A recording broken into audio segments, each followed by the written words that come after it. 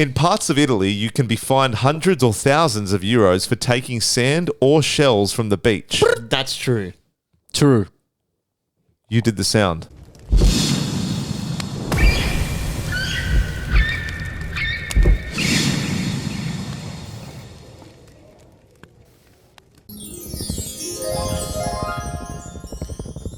Hooray!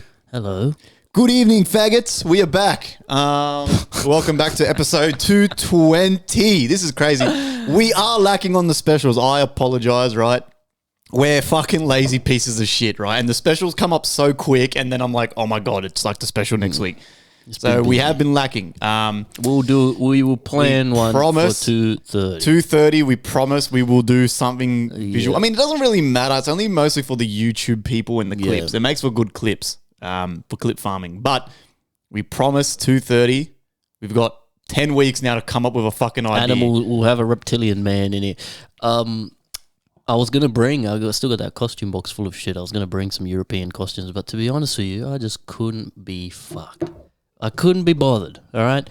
I think Joey was saying that he had Tori made a game. Yeah, like I think we've got a European-themed game. But it is unfortunate we don't have the costumes and the props like we normally do. Yeah. But I'm sorry. I finished work. I was too unbothered. I was like, you know what? Fuck it. So we might play a little game when Joey gets here. He's not here at the moment. He will be. But yeah, so 2:30 we'll do something special. But before we go any further, there is something I want to rectify from last episode quickly, because there's been a big update, and I hate when this happens, man, because we talk so vindictively, so fucking, with such vigor about things. That girl who killed her kids is now looking like it was planted by the husband. So we spent the whole episode. What does that mean? So this is crazy, right? I got home from that podcast like the next day or something. Rose is like, "Oh, remember that chick I was telling you about? This." And I was like, "Are you serious?" I was like, "We just spent all episode now you bashing fucking this tell chick." us this. You don't want to tell us this She didn't before know. we record. A lot of people didn't know though, because the chick admitted to killing the kids, right? But the thing is, she has no memory of it, and it's looking like she was drugged by the husband, because she also had her trachea and shit, like evidence of it being crushed, and she was out in the snow. A body for supposedly half an hour or some shit, but a human body doesn't get that cold in that short of time. Like, it's really looking like the husband did it. Now he's got a new wife and new kids and shit. What? So, yeah, man. So, Yeah, it's actually, right. so we're sitting here going, kill her, she's a bitch. Shit. And now it's like, well, fuck. Maybe she didn't do it. I don't know. But a lot of you are probably keeping up with this case because it's a pretty big thing. So I figured we should clear the air on that. So that just goes to show, take everything you see on this show with a grain of salt, okay? No, fuck that. Everything I say is fucking spot on, right? I don't fucking forget nothing. I mean, given the information we had. Yeah, man. We update you as shit gets seen, right? A week later. We've always said it's obviously going to be fucking delayed because it comes out every fucking Monday, right? Fuck the lot of you. If you know this case, it's actually very interesting. What's this bitch's name? I don't remember. Lindsay, right? Lindsay murder trial or something. But I'm actually quite intrigued by this, and there's definitely going to be a Netflix documentary about it. But yeah, it's really looking like he fucking did it, because even him testifying and stuff, he's not crying at all. And then he referred to one of the kids. He goes, "I didn't kill the fucking kids. She killed the fucking kids." And people were saying, like, would you really say that about your kids? Like, call them fucking kids, like, in that manner when they've just been murdered? You know what I mean? Like, it's kind of showing that he's sort of detached from them. But it is pretty stark for him, to be honest. Which is crazy, because she admitted to doing the crime, but she has no memory of it. It's pretty gnarly stuff. Well, I'm going to go fucking rob my fucking local Dan Murphy's, and I'm not going to have any recollection of it. And I'm going to get away with it. But see, that's the problem too. This is the thing with this death sentence stuff we always, champion, which I'm all for the death sentence, but it has to be cold, hard evidence that this person is guilty. Because imagine that, all three of us last episode were like, yep, kill her, she's done. And then this comes out. Imagine a month later, a week after you killed her, you know? Sorry. So I guess that's why people are against it, and you got to kind of be careful. But anyway, I just thought that was worth updating, because I'm sure a lot of you were probably listening and punching the air, hearing us talk about it. given the new evidence. But yeah, it's still, she could have still done it. It's not confirmed. It's just given everything I've seen, I'm thinking this motherfucker is definitely guilty. She was much colder than the human body can usually be scientifically possible for the amount of time and shit. Like, and she was still alive. Yeah, it's interesting. Okay, so yeah, it's just a lot of online speculation, as always. Yeah. It actually, there's no actual like evidence stating that the husband had anything to do with it, but it's saying here, as always, it's just always fucking Reddit community. Like Reddit, Yeah, it's TikTok sleuth. it's just bullshit. But, So she I mean, probably did do it. No, I don't know. If you see all the evidence, it is very weird stuff. But anyway, We will I update digress. you next Monday. We'll see what happens with that anyway. But how are you anyway, bro? How's your week? What's going on? Yeah, good. My song is out, Part of Me, Yeah. which is off my album Ear Candy. Thursday. Why Thursday? So because I like my Friendly Fridays, but fucking Deadly Noise is releasing a remix tomorrow. So I didn't want them to come out at the same time. Because, Cannibalize each other. yeah, the last time I released Valley of Tears, which is like my favorite song that I've made, I didn't realize that he had also released a remix and it come out on the same fucking day. And it pushed Valley of Tears below that one. So no one saw Valley of Tears was out, but everyone was seeing the Deadly Noise one. Yeah. And don't get me wrong, that Deadly Noise remix has like almost 3K plays and stuff like that. Because of that remix, my fucking listeners skyrocketed to 1.6K. But at the same time, it really tarnished the Valley of Tears release.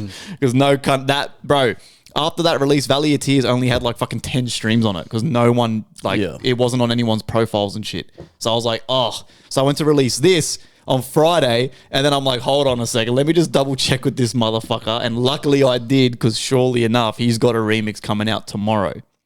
Which, in his defense, it actually does come out on Thursday for him, but because he's American, it comes out on Friday. So it still tarnishes my release.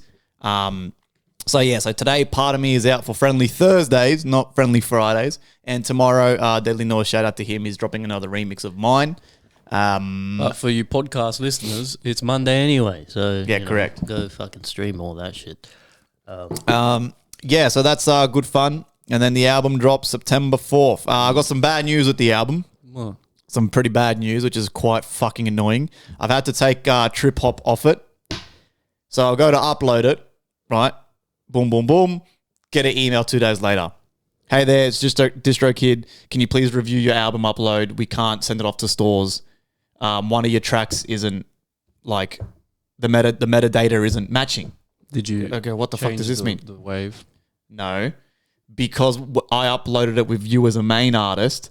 I can't put it on my album now and have feature DZ. Oh, I have to be It main has to be a main artist. I can't make you a main artist of my album. So I was like, oh, for But fuck's sake. I don't know how people do that, because it is possible.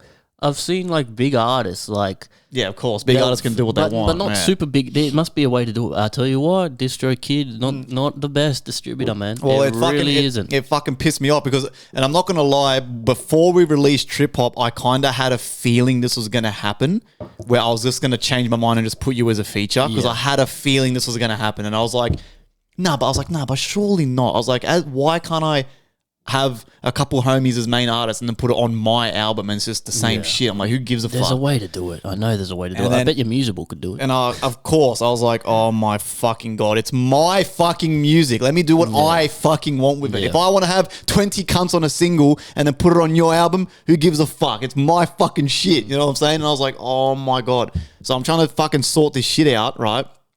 And all you musicians know how annoying it is when you upload an album. It's very tedious. It'll take you a solid 30, 40 minutes. You're going through the title, fucking if you or release IRC code, feature this person, boom, boom, boom. So you're taking your time with it. So I'm sitting there going, fuck, how do I fucking fix this? I was going to go back and see if I could get rid of you as a main artist on Trip Hop, change it to a feature. Can't do that unless I delete the song. I was like, oh my fucking God. I was like, bro, all right, you know what? Fuck it. Trip Hop off the album. So now it's, instead of a 12-track album, it's an 11-track album. It's annoying as fuck too, because this is now the very first album I've ever released without a DZ feature on it. Yeah. So it's really fucking, it has really annoyed me, but it is what it is. Now I know for next time, if I'm going to put shit on an album, I can't Feature. have you as a fucking Make main everyone artist. a feature. And I don't know if Musable lets you do it, but again, vice versa. So you can't Yeah. put me as a main artist and then put it on your album.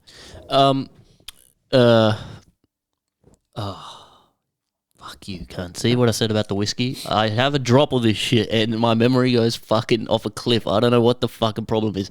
I was just gonna say something. Albums, feature, main artist. Musable. What the fuck was I gonna say? Could you do it on... Have a look if you could do it on Musable. I'm sure there's a way. DistroKid's not the best distributor, I'm telling They you. suck. There's a lot of shit They're wrong with fucking them ass. motherfuckers. They're Musable is great because I can just hit these motherfuckers up on an email Yeah. and do shit manually like that. Tell them what I want to do and they fucking do it for me on the back end. Yeah. You know? Album, something... Fuck me. But yeah. I don't know. But anyway... It's annoying as shit. My song Burnout with Jazz, the single, still pumping. Very good. Thank you. My listeners are going back up. I appreciate everyone bumping the song, all the positive feedback. Yeah, is there an update? No, on the verse? other than it's, you know, he keeps telling me, this week he's going to do it. So we'll see, man. Okay, because I'm gonna do the last song, Diamonds, tomorrow Yeah. night, and that should be probably finished by Saturday night. I don't have Yeah. much on, so And that will be done by this weekend, and then it's Jazz- just The skit. the collab and the the skit. skit. So Jazz said he'll do the skits this weekend too. But yeah, hopefully we have the feature by then. He did say this week, man, and he's reassuring me, send me voice messages and shit.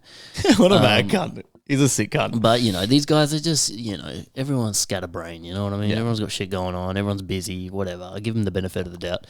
So, hopefully we get that by the time we get everything else back. But what I want to do now, like I said to you, I just want to have everything ready because worst case scenario, if this meanders on for too long, we're going to have to fucking rip the emergency cord and figure it out, man. Either release it without him and replace him or keep the feature for it. Because the feature's coming. Yeah, yeah. It's just a matter of when and It'd whether we want to wait that long when we've already released a single. You know what I mean? it'd be a really good feature for that EP too. So Yeah, that was the maybe idea. give But him- I'm hoping we'll give him a while. I'm hoping give him till like give him till like September. we'll give him a little while. That's still a couple weeks. Give him till September. If nothing's then maybe you have to But make a decision. The verse is coming, so I'm not worried about that necessarily because, like I said, this could be an ongoing thing. This is an EP with potential to be just because this one has been choppy. I won't lie, it's been choppy, but normally it's pretty easy for me and Jazz to put a track together. You know, so yeah. So stay tuned for that. Keep streaming the song. Stream Friendly Fire's new song, and how's the listeners on the podcast doing? Bro, we're still floating. Like our new like floor is now like 230 or whatever the fuck it was. So we've doubled. We've literally somehow almost doubled to the fucking exact number, which is pretty fucking weird. But yeah, there was a stint there, man, where we were fucking pumping like fucking 400, 500 monthly. But now we've dropped back off to that 230 mark, which is great. It's great. Fine, man. That's awesome. So thank you for listening, man. Hope you guys still enjoying, still rocking with us. Look what I found. I have a list, right, of name ideas, DJ name ideas before Friendly Fire, right? And I have a vague memory. I sent this list to my homie Moby, and Moby was the one that was like, dude, Friendly Fire sounds fucking gangster. Some of these are so fucking gay, but I'm going to read these out. Look how old this phone is. That's the notepad from like an iPhone 12 or whatever. That's how old this is. I literally found this just then when this guy walked in. So at the top of the list was Friendly Fire. So Friendly Fire was always kind of at the top of my mind. Set in stone. But then it's Near Miss, Silent Frequency, Fatal, Tactical, Contraband, Instinct, District. I'm so glad I didn't go with this one. Constructor. Because that's a full rip-off of Conductor. Thank God I didn't go with this one either. Predator. That would have been fucking weird. Have you seen the J. Cole's old name was the Therapist? The Therapist. It's the Rapist without a space. Everyone was like, you forgot the space. And last one, Rapist. Gunmetal. So I think Friendly Fire's gangster. this whiskey. I'm banning myself from this shit. I just remembered the name I was going to mention. Now I've forgotten it. What? Read them again. What was it? Fatal? Fatal. Fatal's cool. There was one more. Fatal, Tactical, Contraband, Instinct. Contraband's cool. Instinct's Contraband. cool. I like grimy names, like Fatal. Like there's one word kind of like grime artist names, like Stormzy or fucking Skepta. Fatal, Instinct. Instinct's fucking awesome. Contraband's cool too. They're cool names, man. That was the list I had, man. That was the list I had. Constructor's pretty gay. That was really gay. I'm so glad I didn't go with that. The Constructor. I sent that list to Moby and Moby responded because I didn't tell Moby that I was leaning towards Friendly Fire. But when he responded and was like, dude, Friendly Fire is sick, that kind of made me go, yeah, that was like the final nail in the coffin. And now look where we are, man. 12 years later almost. I'm making crazy fucking shit. My SoundCloud's fucking popping off, man. I'm going to hit 1,100 followers probably by like the end of next week if I keep going at this rate. Literally, I'm getting fucking 3 to 5 followers a day. A day. That's fucking awesome. A day, man. That's fucking crazy. And then the next step, I got to convince one of these fucking fat pieces of shit to book me overseas. Get my ass over there, bro. Because I know once I do just that one show, just one, I'm going to blow the roof off that place. My shirt's going to be off. I'm going to be doing a shoey on the stage. I'm going to be getting everyone's Instagrams and shit. I'm going to be going crazy. Right? And that's how it blows up. I just need just that one fucking... Someone book me for their fucking basement show overseas, man. I don't want to do sets here in Sydney. I'm over this shit. You guys all suck. Right? I mean, I'm not that interested, to be honest, in overseas. To be honest with you. It'd be nice, but I'm not really that interested in any shows at all, to be honest. A tour would be cool, where we're in like a van and shit traveling around. That would be fucking fun. But I like performing, I do, and I haven't done it enough, so I do want to keep doing it. It's just, it's not a priority, I guess. No, I want to get to Europe. You're USA. EDM, so it's a bit different. EDM is so fucking popular in Europe and America. It's like you can build a full-blown like career. Just, it's exhausting. It is exhausting and it's not for everyone. Don't get me wrong. I'll do it. I'm taking my wife with me. It's going to be crazy. But how long can I do it for? That's the main... Motherfuckers be touring for fucking 5, 6, 7 years at a time. Yeah. And they just absolutely burn themselves out to the point where then they just fucking quit music. I will never let myself get to that point. I'm a type of guy, like I said, you guys know how I am on this show. I fucking know what I want. So I would never bite off more than I can chew to the point where I'm like, some fucking dude's like, hey, I want to go on a tour where I'm going to pocket this much money, but we're going for 3 years and that's the contract. I'm like, no, hold the fuck up. All right, let's split that up. Maybe do like a year. Coming home, I'm having a break. Maybe do 6 months. That's the type of guy I am. I have to be very split up. What would you do about the podcast? That's, you know what? I've actually have thought of this before. Obviously, it will suck for FireCast to sort of like fizzle out if my music career... And that's the funny thing too, that the funny thing about me is because I've now put music kind of more on the back burner because I've been focusing on like fucking trading and the podcast and like other little business ideas here and there. Now I know that I got this weird feeling that out of nowhere... Now my SoundCloud's popping off out of nowhere. My Spotify's popping up out of nowhere. It's like I'm getting all these plays, all these DMs. I've got this weird feeling that out of nowhere when I'm not really caring about the music as much, that's when someone's going to be like, dude, come to a gig in fucking like in America or Amsterdam. And I'm going to go, huh.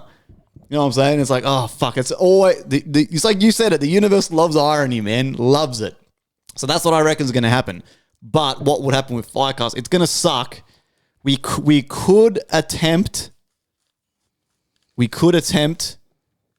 where we still do it, but we do like a Discord thing like we did during COVID. Yeah. I can just do it from the hotel. You boys will just be in the comfort of your own homes. All I need is a fucking laptop to get that done. You guys have microphone. Oh, we'd have to show Joey K how to set it up. I'd feel like he'd be horrible with technology, but I'm sure Tori would help him and stuff. Get Tori to do it. Yeah. But it's not hard to just screen record your laptop. Like, as long as I screen record it on my end and your guys' audio works, we got an episode. We did it with COVID. Yeah. It's going to suck, but at the end of the fucking day, it's still interesting, especially if I'm traveling the fucking world DJing. The stories I'd have would be fucking... Yeah. So it is something I wouldn't want to give up so easily. But again, this is talking, you know, Yeah, no, way this is shit, like fucking this is a big shit if. might not even happen. Yeah, this is a big if. Well, I've thought about stuff like that too, even not just with touring and shit like that, but just if someone moves away or just something, life happens, you know, like, well, how do we do this? Because I love doing it, you know, and it's working well for us. But and you know, the Zoom thing's not so bad. Obviously it's way better in person. But Phone call, you can do a phone call interview. Same thing, you know what I mean? But fret not. We're not going anywhere just yet. You know, we're still here. What are we doing with this? Are we allowed to say what we're doing with Breezy? We're going. What's that next week? Yeah, next weekend. Yeah. Shout out to Breezy. We're doing a studio session next week as part of his project of trying to work with.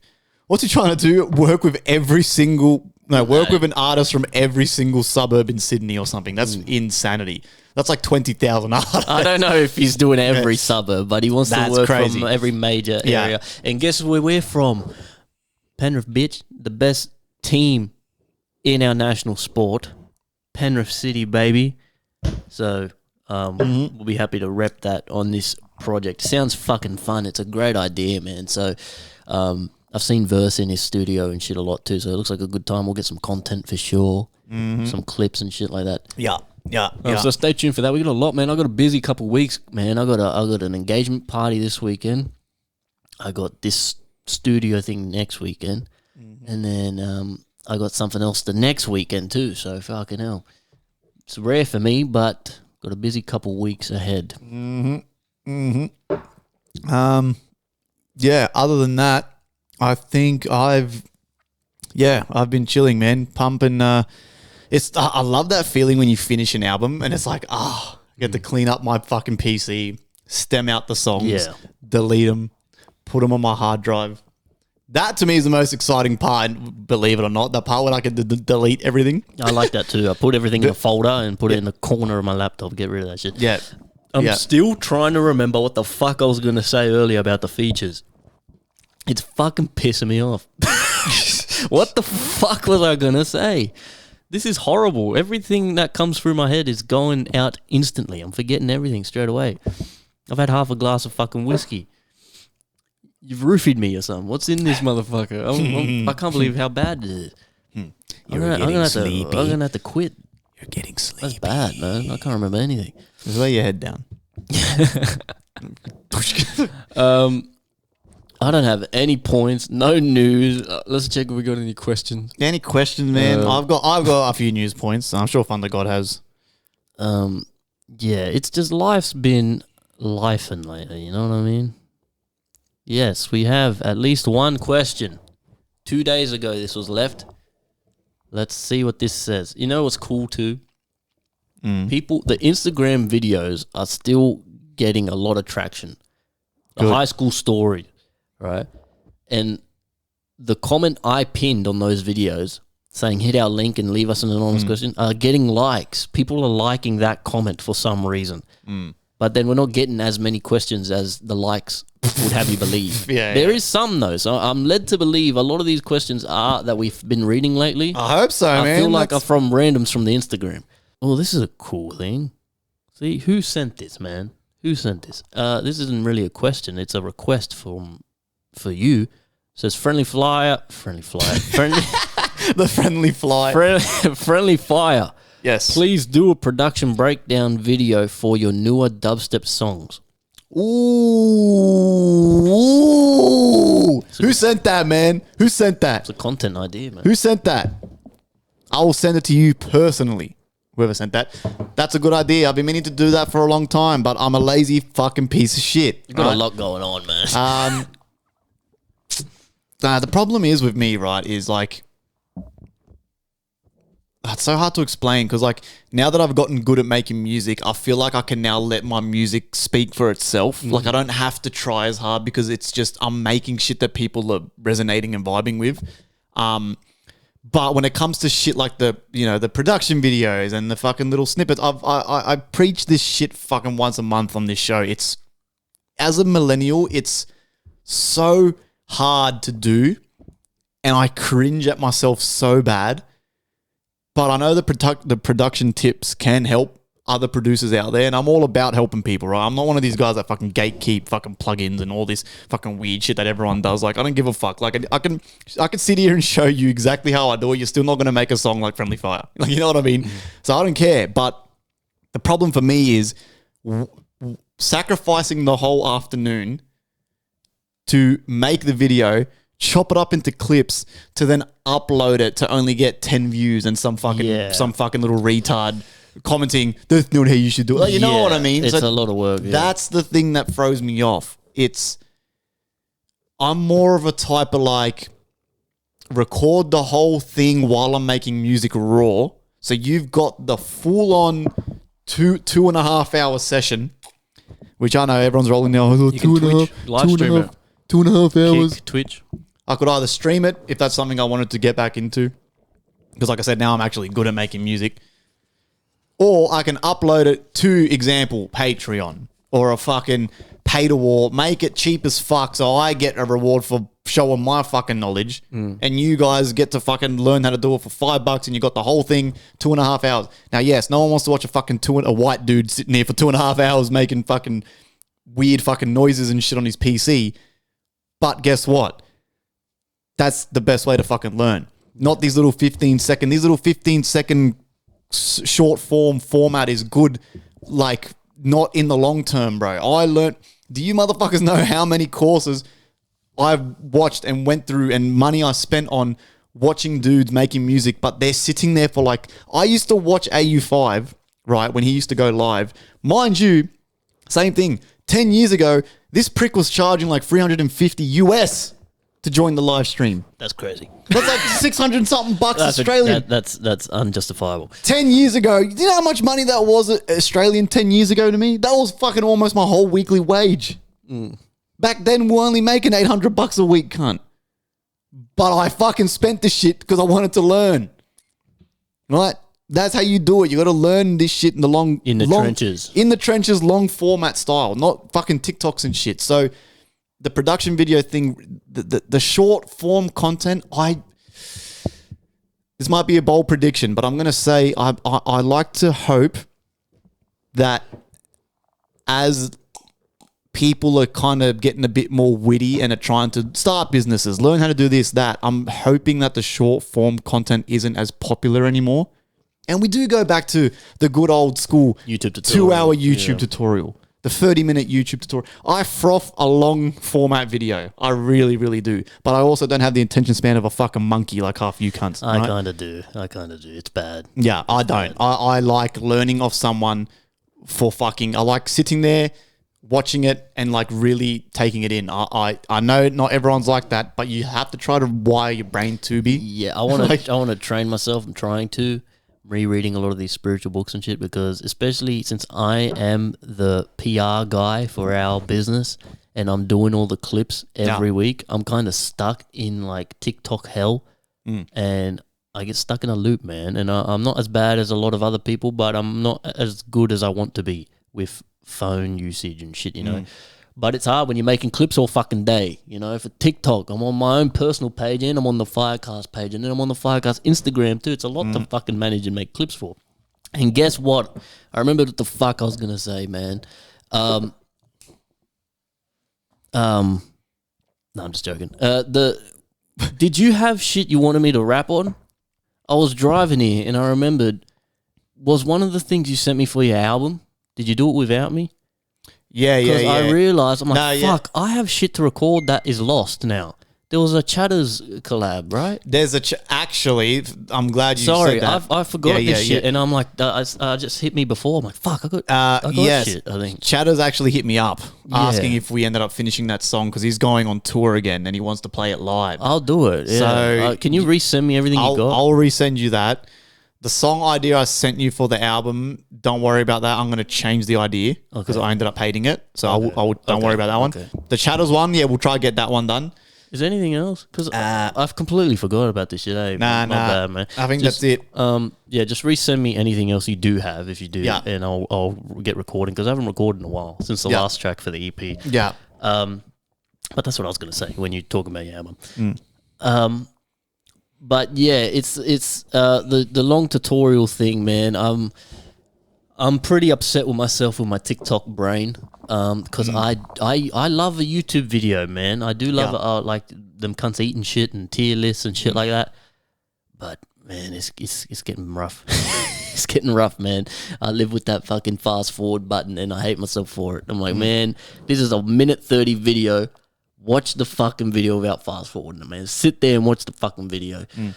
Yeah, I think kids are going to grow up retarded, man. I think it's fucked up. I think this is bad. No, it's already Gen Alpha and whatever the other under them. They're already gone. I'm talking about like after them. Yeah. I'm hoping that now as they see how retarded Gen Z, Alpha, and all these cunts are, the younger generation then come through and go, holy fuck, these cunts are dumb cunts. Yeah, that's usually what happens. Yeah. It's always pendulum swings one way, it swings back the other way.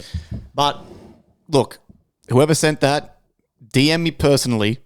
I will send you tips and shit personally, man. Right? I don't buy it. But the content's good, man. There are a lot of people who do like long form content, like yourself, man. Yeah. So it's a good idea. You were smashing the content when you were streaming, man. You had good content, bro. You had funny YouTube videos and shit, playing games. I love that shit. That's the shit I like. Great. That shit was great. I was actually making like $500 a month on Twitch. That was some good times, even man. the YouTube videos you uploaded during that time, like the VR chat when you were with your homies in the VR chat, the funny videos, that's the shit I like, man. Yeah. That's the shit I like. I went down this rabbit hole again. There was this series I watched. There's this Aussie cunt called Faceless. He doesn't make any videos anymore. He's gone completely off the radar. But he made a series on Ark. Yeah. That was so funny. That was the best shit. It was like my comfort thing, man. Like, it was so funny watching this cunt and his mate play this fucking Ark game. And that's the type of shit I like, man. I miss those days. Like, just funny gaming videos. Like, just fucking around on those types of games. Ark, stupid shit, you know? But have you played Smite? Yeah. You played Smite? Is it good? It's okay. I almost downloaded it. It's okay. It's just another like rip-off of League of Legends. League of Legends, right? But it's like a third person view. I was because I'm still playing Rivals, man, and I like Rivals. It's a good game. It's just I want something else to play, man. Like, but I'm a bit of a tight ass at the moment. I don't want to pay fucking $90 for a game I'm going to play for fucking 2 hours. You know what I mean? So I'm looking for like free shit. And Smite was there, and I started looking into it. And it looks all right. It looks pretty good. But do I want to pick up a whole new thing, What's the player base? What's the player base on Smite? Huge and pretty sure. I think Smite has a sequel, Smite 2, but I think the original's still more popular. If I'm not mistaken. I could be mistaken. Let's have a look here. Marvel Rivals is fun, though, man. They added the newest hero's a Latino guy. The first Latino representation. The Hood. He's voiced by Damian Priest. Oh yeah, and he kind of sucks, to be honest. His voice lines sound very amateurish compared to the rest of them, but he's growing on me a bit. He's growing on me. So the Smite 2 play base is literally only about 5,000. What? Yeah. What about Smite 1? The original Smite. Oh, this is only around 1,000. What? Concurrent on Steam. Oh, fuck, not even worth downloading, bro. See, that's the thing these days, too, that pisses me off. You have to get a game that has a big player base. Because then you're stuck in lobbies for fucking ages and shit. Yeah. Interesting. So Smite 2 actually is more popular. Well, there you go. Yeah, interesting. There's a lot of new games coming out. I've been seeing on Steam. I know. A lot of games are going to come out, yeah. Steam's been doing really well. Like, they've uploaded like a calendar, and every day there's been a new game coming out. So everyone's like fucking downloading all these games and shit. But yeah, man, that's a good question. Thank you for sending it in. I will think about it. Like I said, I just don't know how I'd go about it. Whether it's maybe Patreon, streaming again. Streaming's a big fucking commitment though, bro. Fuck. Yeah. You get home from work. And you might get shot in the face. You gotta fucking come here, put on a brave face. Fucking, I don't do any house chores and shit because I'm fucking too busy streaming and shit, yelling at a bunch of strangers. I personally like the Patreon route. I think it's fair. It's fair to me. You know who do a really good Patreon? Cold Ones. Their Patreon content is really good, man. Yeah. And it's cheap. But like they did a D&D session. They put that on Patreon. Like they do their podcast on Patreon. So out of everyone I've seen who has a Patreon, I'm not subscribed to it, but they put clips of him, like small clips on which is another smart idea. You put clips of your Patreon content on TikTok and shit. Yeah. And all the comments are like, where can I watch this? And it's on the Patreon. But yeah, they're really clever with it, man. Their whole business. That's what I aspire to be like. Because they're Aussie too. So they show you that, like, you can do it, man. You can make it. You can do this shit. You can make it work, man. It's also hard too because they probably, get to just fucking do that every day, come up with ideas and shit. We don't do that, man. We're doing it. They're Content grinding. is so fun too, man. Yeah. Like, they just fucking rock up, drink piss, and fucking break shit. And Welcome, Joey I'm K. a bit late, bro. He's here. I just came from teaching my apprentice how to drive manual in the back streets of Erskine Park. You know what Industrial Centre. your life is? What? Your life is just side questing. Yeah. It All literally you is. do, like, And sometimes what's your main quest? I don't have one. I'm that random guy that just keeps glitching out in the game. That's like, what's his role? You know, You've got your level 100 cape in side questing. It's like I finished the game, like the story. Yeah. And then I'm just like, what do I do now? Yeah. It's like Red Dead Redemption with no storyline, or fucking GTA with no Oh, storyline. But like my from Precision, the company, he's about to finish his apprenticeship. And they're giving him a work car. Does he listen to the show? No, he although he sees a lot of he says on Instagram, the clips are popping off on Instagram. So always the clips. And then he's like, he goes, I listen to you enough at work. He's like, but he's like, they're about to give him a manual car, and the guy doesn't know how to drive manual. And the other day after work, we were going around the car park, and I was showing him how to go from first to second, like that's it. And then I was like, we can't really go fast enough to learn in a car park. So if you want, next Thursday, so like today, I can come around my area. I'm not going to Leichhardt. I'm not going to where you are. Let's just come to my area and I'll teach you. And man, it's different. Doing something and teaching something, no matter what it is so different, man. Oh, yeah. Like first, if you I can do electrical, but if you tell me, hey, teach electrical, I'll be like, what? Yeah. You can do music, teaching music. Maybe you've got that down pat, but teaching someone it's just second nature to you. It's different. Like when I shift through the gears and drive manual, you're not thinking about it. Yeah. No. Yeah. But then explaining to him, the clutch in first, slowly release the clutch, accelerator. But and the amount of times we bunny hopped today, I was like, my gearbox is going to be fucked after this. Right? I was like, oh my God. And then I got him to the point where I think they're going to give it to him in about 2 weeks, this car, maybe 3. I said, if you want to go for one more, if it's like, I won't take him again if it's within the 2 weeks.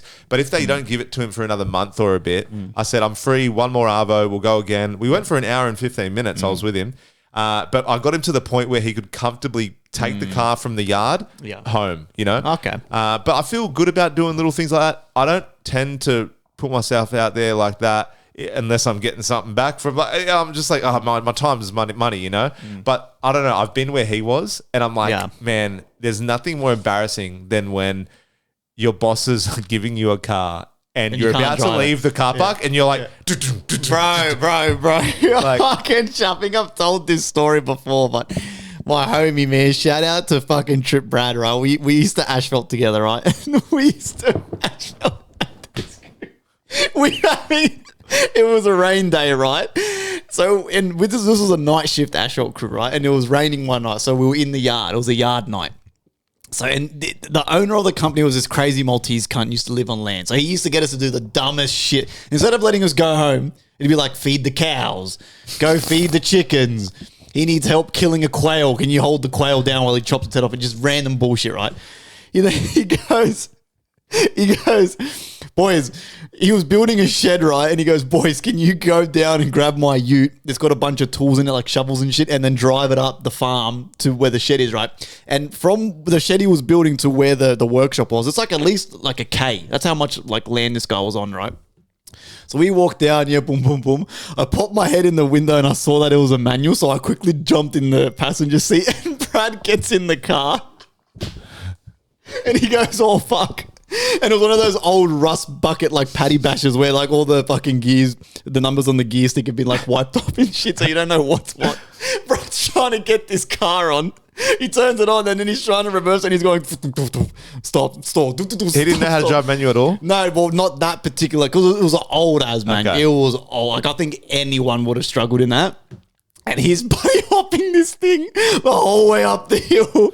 And all you see is the owner come down and he's like doing these on screen and he's got his hands, he's going, what the fuck are you two idiots doing?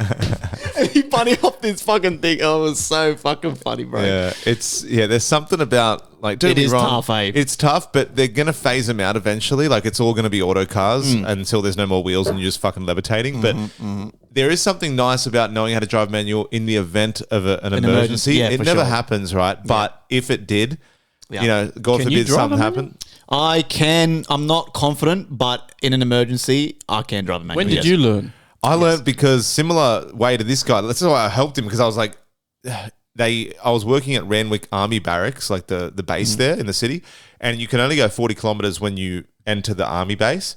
So I was working for Stowe, like this big electrical company, and they were like, "Hey, can you go to Bunnings for us?" And they threw me the keys, and I was like, "Yeah, mad." I go to this van, and I get in, and I'm like, manual. It was manual. I was like, "Oh my god!" So I'm like, there was no ChatGPT then, right? Yeah. So I'm like, "Fuck, what do I do? What do I do?" There's this Asian guy that worked with us who was fresh as Asian, like broken English, and I go, "Do you know how to drive manual?" He's like, "Oh," and he goes in the driver's seat. He's teaching me. He starts bunny hopping it, and I'm like, "Oh my god!" So I go, "No, let me." So because the speed limit was only 40 and it wasn't really busy then, like You're just staying in like second gear. stay first, second, get up to third max, and Yeah. there was no traffic, so no pressure. Now, did I bunny hop the shit out of that the whole way to the front gate? Yes. But did I also do a few laps before I left for Bunnings? Like, it got to the point where when I eventually went to Bunnings, got there and came back, they're like, what took you so long? Like, because I didn't leave the army base for like 10, 20 minutes, and then I went to Bunnings across the road. Yeah. If I had have known, I would have been there and back within 20, but I didn't even leave the base for like 20 minutes. That's And funny. So I feel like when you learn when it's like sink or swim, you learn faster. Yes. In anything. Yes. Sometimes you do need, like when it's intricate things, you do need to know. Yeah. But with manual, I can sit there, like with Sam, I was like, this is The Apprentice today. I could sit there and I was doing this. The amount of times I was doing this action, like clutch in, accelerate, clutch in. But unless you're doing it, like, you know, it's you learn by doing. Like monkey see, monkey do. I feel like I can look and learn, but I really need to do to learn, you know? Yeah, well, the best way I learned was shout out to my wife, bro. All my wife's cars have been manual. So I eventually learned because I just started. So what I do is Has say, she only ever drove manual? yeah, she's only ever had a manual cars. That's sick. Yeah. So, well, thank God, because otherwise I wouldn't know how to drive manual. So That's same with Tori, I was actually. gonna say, Same with 'cause Tori. I Because remember that was the we were first getting our catalyst. L's, when we were getting our L's, I remember Tori was doing manual. Well, when she picked us up for our first date and she drove manual, and I was like, fuck. Yeah. That's same with my wife. Fucking, she picked me up. This is when we're like kind of seeing each other, and she picked me up, and then she rocks up in this little fucking car, this little beat down car, but it was fucking manual. And I've looked in and I've gone, ooh. Yeah. I'm like, please don't ask me if I can drive manual. I'm like, oh god, like it fucking. Is she going to fuck me tonight? Yeah, You know? yeah, I was gonna say, and then she pegged you. But yeah, that's the best way to learn is, so St. Clair, while I love saying it's a tiny suburb, not much traffic in St. Clair. So what I'd start doing is if we needed something from the shops, I would just jump in her car and I'd drive down by myself.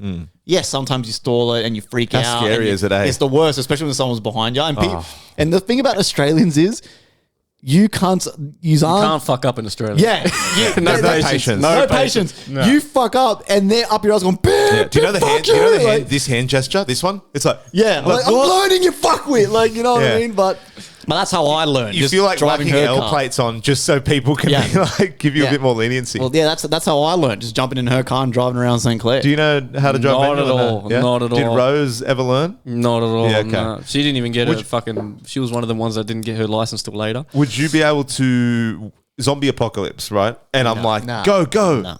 So we'd just be eating alive in there while you're learning how to get the feel. I'd kick my feet through the floor and fucking Flintstone it before I learned to drive the fucking thing. I don't fucking sorry, homie. I don't know. You're saying clutch and fucking. I don't know. Yeah, what the fuck I'm fair I'm enough. tripping this motherfucker as Yeah. I run into the car. Sorry. The trip, Bruh, hit him, look. I'll get in the car, drive off. What's the point if in 5 years they're not even making manual cars Yeah, anymore? yeah. They're all just gonna phase out when they all get sold and broken. They're no company's making a manual. When I learnt it, they may have been on the decline, but when I learnt it, the culture was very like, my uncle used to say to me, like, if you drive auto, you're not a driver, you're a steerer. Yeah. You only, he goes, It's a go-kart.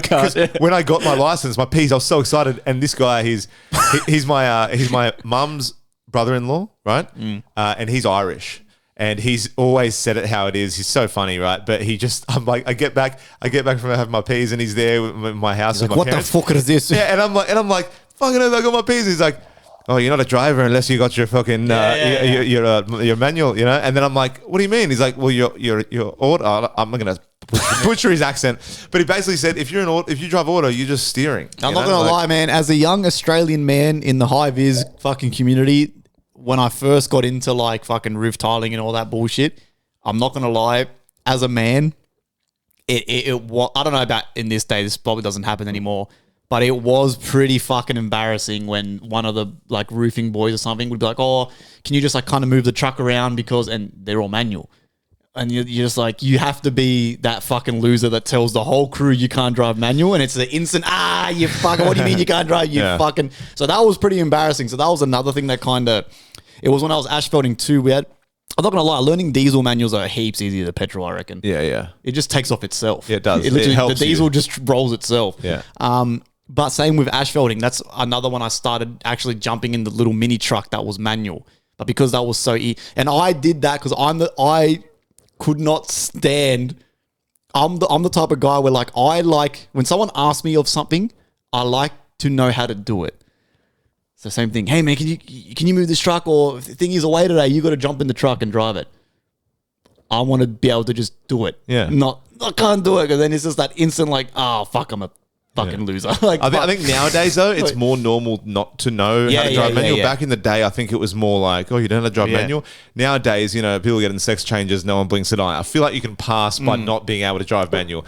I think society has definitely moved the goalposts with what's feminine and what's not. You know, I just say, how the fuck you expect me to drive a manual? There's no manual cars in my life. Why the fuck would I know how to drive a manual car? Yeah, I haven't fucking needed to in fucking 27 years. Why would I need to now? Yeah, you watch. So there'll be some point soon where DZ will have to somehow just. it is. I was a delivery driver. I was even delivering plumbing supplies in the truck, in the ute, in the fucking all auto. Do you know how frustrating? Big truck, massive truck. DZ would be so frustrating in a horror movie if, like, let's just say it was like, what's that thing called? The Aussie movie, Wolf Creek. Oh, Do you remember Wolf Creek? yeah. Wolf Creek, right? And the Aussie bogan is like a murderer, and they go on holiday, and then they're camping, and then he attacks Rose and DZ, and then their car's not there because I don't know, they're getting it fixed at the shop, and then the killer's car's there, And it's a the manual. doors open, the keys in the ignition, it's a manual. but then they're like, how funny would it be if you're watching the movie and they're like, oh, and you're like, just get in, and you're like, oh, it's manual. You know what I'd say? I'd say, well, we had a good run. It's over. This is where it ends. That's it. What do you want me to do? You'll ask the killer to teach you how to drive manual.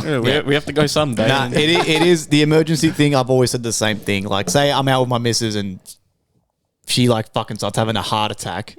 Well, she'll probably drive herself. If I couldn't get her to the hospital because I didn't know how to drive manual, that'd be on your conscience forever. If we had Touch wood. a manual car and we had an auto car and then I didn't know, then that's a different story. If the but you're not manual gonna go was buy a there, manual. Exactly, a manual's not in my life. Why? How would I learn? You know what I mean? Fair. But I agree. If like my missus had a manual and I had an auto and I still didn't know, that's my. You'd be more inclined, I feel like, to learn it slowly but surely. I reckon. Yeah, 100%. Like you said, you just jump in, you go to the shops, you just learn it easy. Like it doesn't seem like it's something you have to put a huge amount of hours into. You get the gist of it, and then you just get you kind of learn. Eventually, you get good enough where you can go for longer drives, and you learn as you go. Yes. So like you're learning. You know what I mean? You're no longer just learning to stop and start. You're on the freeway, or you're getting off, merging, and But that's just so anyone that wants any learning classes, driving school. But except I'll be charging this time. You know what I mean? But boys, I've got this Bucks party on this weekend, and man, there is no better feeling than when you're about to like go on a Bucks weekend. Where are you going? So we're going to, it's called Daly's Point. It's like near Terrigal or Tuggerah. I'm not sure. Yep. But it's like an hour and a half drive, nothing too far. Bro, the house, it's one of those Buckses where it's focused around the house because the house is huge. It's got a tennis court. It's got a squash court. It's got a basketball court. That's crazy. It's got a pool table. And that's about it, I think. And did I say a pool as well? Mm-hmm. And they got a the house is like 3 levels. It's got a massive courtyard area. Mad. And we're hiring a DJ out for the Saturday night. So Friday is going to be more of a tame one. Go to the pub, watch the footy, have a few drinks, but tame. Saturday we're doing beer Olympics where we're having games of tennis. We're using all the courts, and because we're pretty competitive, we're going to have rules where if you lose, you got to drink. So it's going to get funnier as the sports go on. That's fun. That's a good. That's my type of night. And then later that night, we're hiring a DJ. And then he's going to play on this outdoor patio. It's huge, man. And then, everyone's going to get into it and that. But one thing Tori mentioned, which I kind of get, and I'm kind of like, oh, don't worry about it, whatever. But she's like, isn't that going to be awkward when there's like 20 dudes and just a DJ? Like, she's like, is that awkward? But I'm like, a full sausage fest as well. And I'm like, oh, I guess. But I go, but then I showed her the house and where the DJ would be set up. And she's like, oh, that looks cool. Like, it's a cool vibe. But she's like, but you know how guys are, right? Like, girls are dancing. And then it's just like, it's like guys aren't like, we might dance for a bit. But we're running around. But we're doing shit, we're talking shit. Is the DJ going to be just playing to no one at some point? Yeah, probably, yeah. And so, anyway, whatever. It was one of those things we thought we'd add to the mix, but I wasn't planning it, so I didn't think I had any, like, I didn't want to say to the guy planning it, hey, no, I don't, like, we shouldn't have that. Yeah. So I'm like, whatever, it's not my bucks. It's just for the vibe. It's for the vibes. Because then it's cool for a couple hours because then no one has to worry about picking the song and changing phones and then the song's playing and then you're getting a phone call. Yes. It's for that aspect, it's cool. There is a bit of pressure being that person on the aux. Maybe not yourself because your taste in music is good and plus the group vibes with your taste. Yeah. But you understand how some people in the group, your playlist might not tickle everyone's fancy. And there's nothing worse when you're playing something but you're in control. It's like, whose phone is this? And you're like, oh. How funny, I've been thinking about this. Like, it's funny they call it co-worker music, right? The meme, it's like that cringe music is like shit your co-worker listens to. Yeah. Right. It's funny that they call it that because at my site there's a big speaker and in my group, whoever wants to play music plays music, right? Yeah. And, a lot of us have good taste. Some of us playing ass. But some of us, right? And this particular guy, right? Who's the king of co-worker music?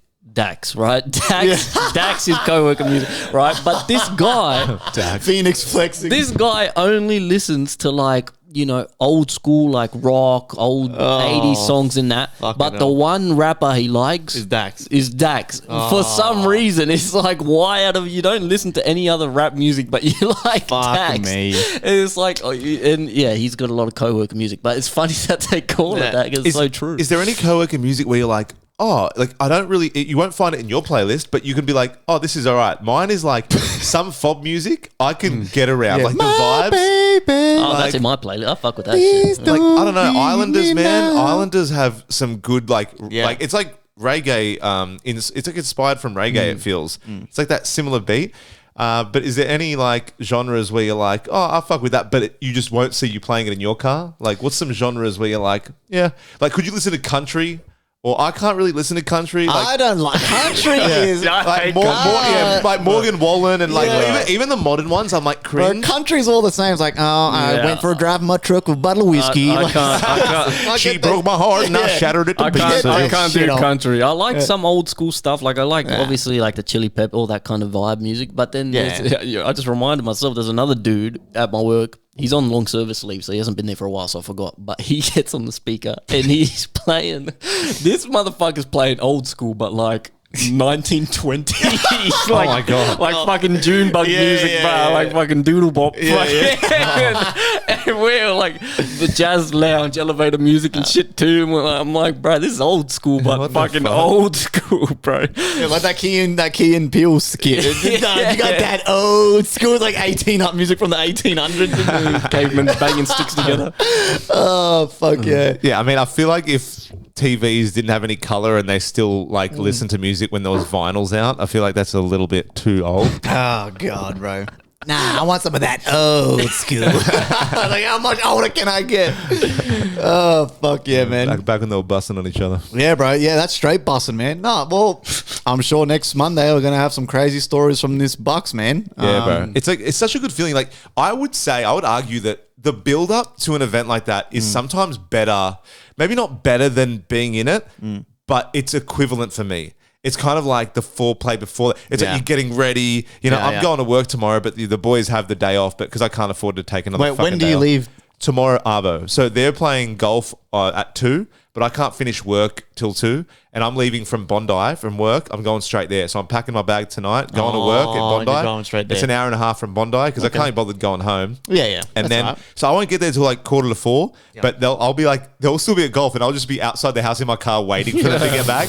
And then like, I don't know, I feel like the vibe, like the drive up, my friend's even catching it because he didn't want to drive by himself. He's catching a train from this area out to Bondi just to drive up with me. So he'll catch a train to Bondi Junction, hop in my car, and then we'll drive together. So that drive up with your mate and you're vibing, you know, it's like, I don't know, hopefully it's sunny, maybe not. But I don't know, just the build up is as good as being in it. Yeah, I get what you're saying. I like those vibes, man. Like you're organising shit and you're like you're going out. You got enough drinks, you got, you know, whatever. Yeah. Yeah, it's fun, man. Oh, well, What are you guys doing this weekend, much? Nah. Chilling? Yep. Playing some tennis? Straight illin. Got a game of tennis tomorrow. I got an engagement party actually. Where's that at? That is at, it's actually Josh. So congratulations, Josh. Shout out to you, my boy. Old school guest on this show. Yeah. He's a funny cunt, man. This cunt makes me laugh, bro. But He's a good guy. It's at some Mexican bar. It's like in the city somewhere. Copacabana? No. Copacabana. What's that song? Wait. What's that song? I don't know. Oh, come on. Don't do this to me. What's that famous ass song? Come on. Is it? It's just called Mexican Bar and Kitchen, I think. Oh, okay. Or 400 Mexican Bar. 400. It's some nice. I don't really like Mexican food, man. You know, I know, blasphemy, right? Because we're Latino, but I don't like beans. I don't like spice. I don't like fucking I don't like tacos. Mexican I don't food. like What? burritos. Do you think like a lot of places in Australia it's more westernized, or do you reckon if you went to like I think actual Mexican food is worse. oh worse Yeah, okay. you know, the full fresh ass black beans and shit. Yeah, right. But you know, man. Guzzies is growing on me, man. But like, Nah. I don't fuck with a taco, man. Nah. Like when we're making tacos for dinner, it's like burrito, not a burrito, like a thick heavy burrito. Not really, man. Like, Brother. I don't like the Guzzi burritos are pretty good, but I don't know, man. The food in Mexico, unbelievable. Unbelievable. You'll be chucking 2 kilo shits every night though. Nice. Like you're shitting out logs. Your shit's the size of a burrito. Like, Bro, like logs. yeah, nice. But the food is like it was unbelievable. I love Mexican food. Love it, man. I don't mind it, but I don't get excited about it. I like Yeah. getting excited about food. There's certain foods I get excited about, and like Yeah. tacos is one of our like dinner staples in the week. And every time we're having tacos, I'm like, damn, I can't do like the mince and shit. It's just I don't know. There's nothing exciting about it. I like a burger. I get excited about a burger, you know, but not Mexican food. Don't fuck with it. You uncultured swine. I like nachos. You sound like Tori. Tori's favorite thing. She's like, bury me with a burger and chips. Yeah. she's like even when we're overseas, I was trying to be so open minded, and I was like, let's try, you know, I don't know, chicken pate with like this and that or blah blah. Like where, and she's like, no. Can I get chippies? Yeah. Nuggets. And then Chicken especially nuggets. on a travel day, she goes, rule is travel day, burger and chips. Like for dinner. I don't want to think about anything, just a big burger and chips. And she's not wrong. Like a burger and chips slaps. But I feel like... But she's got that white girl palate. Yeah, like it's not yeah. very exciting. Chicken nuggets, chips. And Look, I'm not going to lie. When I was in Europe too, I was trying to be open-minded and then I was doing great until I got to Malta. Malta was one of my favorite countries, but these motherfuckers, right, they you could tell that country's just run out of ideas. Like, what can we make like one of our dishes, like a delicacy? These motherfuckers are eating snails and shit, right? My best mate's going, because my best mate's Maltese. He's going, bro, try it, man. This is delicious, man. It's not about the snail. It's like what it's dipped in. Like, all right, fuck it. They bring out the snail and shit, put it in my mouth, right? I literally went like, oh, really? spat the cunt out, right? Spat the cunt out. And I was like, what the? I was like, don't you ever tell me what to eat again. That was disgusting. See, I could do a snail. I like snails, oysters. Nah. And my mate's going, it's not even that bad. Like, he's making like the worst face ever. Oh, like this cunt. We're pretending to like the snail. I'm like, what a funny cunt. I had snails once on our cruise when we were young, and they came out in this little thing, and they were garlic butter, and they slapped. But that's because they doused it in the butter. It's the garlic butter. Yeah. It's the If garlic they butter. just brought you a straight out snail and went, suck this out of its shell, you'd be like, oh. Don't you get paralyzed and shit for eating them things? Like, Yeah, kind of man. swallow them, You like a sluggy, slug- like, it becomes a vegetable and shit. There's no fucking... It's part of the experience, bro. I'm not gonna eat a snail and be fucking paraplegic. Imagine that being your last meal before you turn to paraplegic. This motherfucker wanted me to eat a snail and I tried it and now I'm fucking Are disabled. you talking about that cunt? Yeah, for I a ate the dare? slug, yeah. Oh, you should have laughed. Yeah, that's sad as fuck. That's That's terrible, See, bro. so the white girl palate doesn't seem so bad after that, eh? Yeah, It's like just give me a burger. Yeah, yeah. I'm not risking it all, bro, Yeah. for fucking ox balls and shit. You keep your fucking falcon pussy. Have an ox ball burger. Tori's life has been saved multiple times with that white girl palate. Yeah. And then you got dudes like, what's this guy's name? He ate it. He ate a slug as a dare, right? And then he turned into a. He was all right for like the first day or something, and then like a couple of days he slowly. And like he's got like Down syndrome and shit now. Deteriorated. I'm not laughing at the guy. No, all it's right? sad just, as fuck, it's bro. very sad. It's just the It's terrible. circumstances of the story is quite a slug for a dare. And Don't give in to peer pressure, kids. No, That's the don't, thing. yeah. You don't want to eat a slug. You say, "Fuck off! I'm not eating that cunt." Like, there's nothing more annoying than like an overly pushy cunt as well. Yeah. Like, no, do it, man. Come Yeah. on, do it. Like, fuck off, you do it, you idiot. In Like, Australia, especially, you just need a bit of thick skin. Like, Yeah. These days, like, especially on like high vis work, like on our work site, man, it's rough for some kids, bro. Rough for some people. But you just gotta be like, your go to has to be like, fuck off, cunt. I'm like, I don't give a fuck. Like, I don't give a fuck. You say whatever you want. You know, you do it. Cunt. Fuck off, dickhead. Yeah, legit. But like, you know, they, especially on the construction sites, they prey on the apprentices that are young and trying to kind of prove themselves. And then you're like, oh, you have flashbacks to when you were an apprentice. You're like, don't do it. Once you do it, they won't stop. Yeah, You just got to hold your ground. Yeah. It's like fucking university hazing. Really sick. I'm pretty turned into a vegetable. or Yeah, something, he's didn't he? paralyzed or something. What? What kind of slug is this? Yeah, bro, because it's all. Garden slug, like a normal. Oh, yeah, he was Australian. Wow, that's Yeah. fucked up. Okay, Oh, imagine instead of being paralyzed, you could only ever move as slow as a slug does for It's the like rest of your life. Spider-Man, but you get slug Your powers. slug powers. So you're like, just always like the worst Avenger ever. He's like, you're always leaking and shit. Like, stop there. let's read this out. What happened in 2010?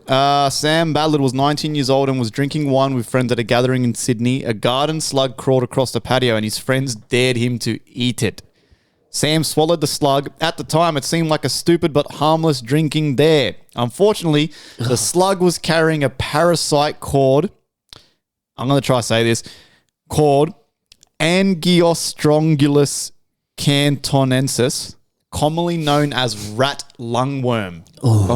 So how did the slug make him sick? The parasite, which normally lives in rats pass the parasite's larvae in their feces, and slugs and snails can become infected when they consume the contaminated material. When Sam ate the infected slug, the parasite entered his body and eventually affected his brain and nervous system. He developed eosinophilic meningitis, a severe form of inflammation around and within the brain. He initially developed severe symptoms, including leg pain and neurological problems. His condition deteriorated dramatically. That's so sad, man. Wow. He eventually fell into a coma, which lasted 420 days, so more than a year. When he eventually woke up, he had suffered catastrophic neurological damages and was paralyzed, requiring around-the-clock care and a wheelchair. He spent roughly 3 years in hospital before being able to return home. All he from a alive? slug, bro. No, surely they pulled the pin, right? Oh, no. You said he returned home. He lived for another several years with severe disabilities. He died in November 2018. So, yeah, 8 years later, he died. God bless, man. That's so sad. That's a shit way to go. A slug takes you out. Imagine his family. Think about man. all the animals in Australia and a slug, man. You gotta That be is- careful. that's was actually this in fucked up. Australia? Yeah, in Yeah, Sydney. Australia, man. That's so sad. Imagine being that mate. That'd be on your conscience for the rest of Yeah. your life. But at the same time, yeah, it would. But You don't think bro, it's going to happen? you're not yet? saying, oh, eat a black widow spider Yeah, or yeah. eat like a funnel web or do you know what I'm saying? It's just ignorance, man. People don't know that. And imagine no being, one knows that. Imagine being a slug and your food source is rat shit. You are The worst the superhero wor- ever. Yeah, like slug man. That's He eats shit fucked. and climbs up slippery walls. That's so sad, though, man. God rest his soul. That's terrible. That's fucked up. Don't man. eat shit, man. Don't eat these dirty animals, bro. Yeah, Don't eat man. fucking wash your hands. Fucking, you can't fuck around with these ticks and bugs and dirty shit, man. Speaking of which, yesterday, I ate a slug. yesterday, I think it was yesterday, in the morning, I wake up for work, I make a coffee, right? I put the kettle on, and I saw on top of the kettle all these little black creatures. I didn't know if they were cockroaches or ants. I assumed they were ants. For some reason, I didn't give a fuck. I just poured my coffee. What? Got my car, started drinking it on my way to work, and then I messaged Rose. I'm like, don't use the kettle. There's ants or cockroaches all over it. I don't know what it is. And Rose wakes up. She said they were ants. I was like, oh, that's not so bad. And you drank them. I drank a little bit. My conscience started going. This is fucked hold up. on. You just sped through that so quick. So, are you saying that ants were on the coffee machine, but in your coffee cup? I don't know. They're in my stomach now. There was on top of the kettle. There was a gathering of critters on there. They were ants. What were they talking about? I don't know. They were huddling in. But You drank it. I'm sure I drank a couple. Look, I don't know why they were on there. I'm just That's glad they instant weren't. death for them. I'm glad they weren't cockroaches. But I don't know. Maybe I drank some. Maybe I didn't. I didn't drink the whole coffee because my conscience was eating at me. I'm like, this is fucked. If there's ants in here, I'm drinking them. You're gonna be like Ant-Man. At least it's better than Slugman. You're gonna be Ant-Man. Yeah, so that's what those two antennas are on top of your head. Like, fucking hell. Why the fuck would you do that, man? Wash them off, man. What the hell? Well, now I'm scared. Can you get something from eating ants? Can you get A disease from eating ants. Your penis shrinks to what an ant penis is like. Wait, I am Ant-Man. Yes, it actually is possible to get seriously ill from eating ants. The main risks are, again, parasites, which obviously pass between different animals. Chemical defenses. Some ants actually contain formic acid or other irritating chemicals, which can cause burning or stomach irritation. Pesticides. If the ant has been exposed to insecticide or bait, that's potentially more concerning than the actual ant itself. Allergic reactions. No, these are minor. I'm not concerned about these. As long as there's no paralysis or something like that, I'm all right. I can deal with some stomach pain, you know. That's all right. Yeah, well, you're lucky that the ants don't carry rat lungworm. Ants are clean. That's why I was glad they were ants and not cockroaches, because I was saying this to Rose. Isn't it weird how we have like a stereotype of like, ants aren't that bad, right? They're kind of clean. Whereas cockroaches, everyone, they're dirty and shit. but they crawl on the ground too. They don't wear shoes. You know what I'm saying? Like it's like so funny. Like, but cockroaches, man, like They're just gross they're looking. dirty motherfuckers. They're like the rats of the spider world, though. You know what I mean? Like, you know what I mean? Like they're the equivalent of rats. But What do you mean the spider world? Cockroaches? insect. Well, if we do get reptiles on here for one of the specials, you're not going to want to be trying to nibble at the snake and shit, are you? Like, you're going to be all right? But we've been Because saying we're we're gonna doing have this for snakes, ages. Are we going to do this or what? When are we going to do this? Well, I don't know how we're going to do it because we can't have fucking critters in here. Where's he going to fucking sit? Yeah, true. They escape in your house and we just don't Oh, find we them. do it in the living room like we did the hot wings the first time. We'd probably have to set it up in the lounge room. Yeah. We sit on the lounge, set up the fourth mic for the guy. I'll email. I found the reptile place. I'll email them. Or we feed some animals hot wings and see how they deal with it.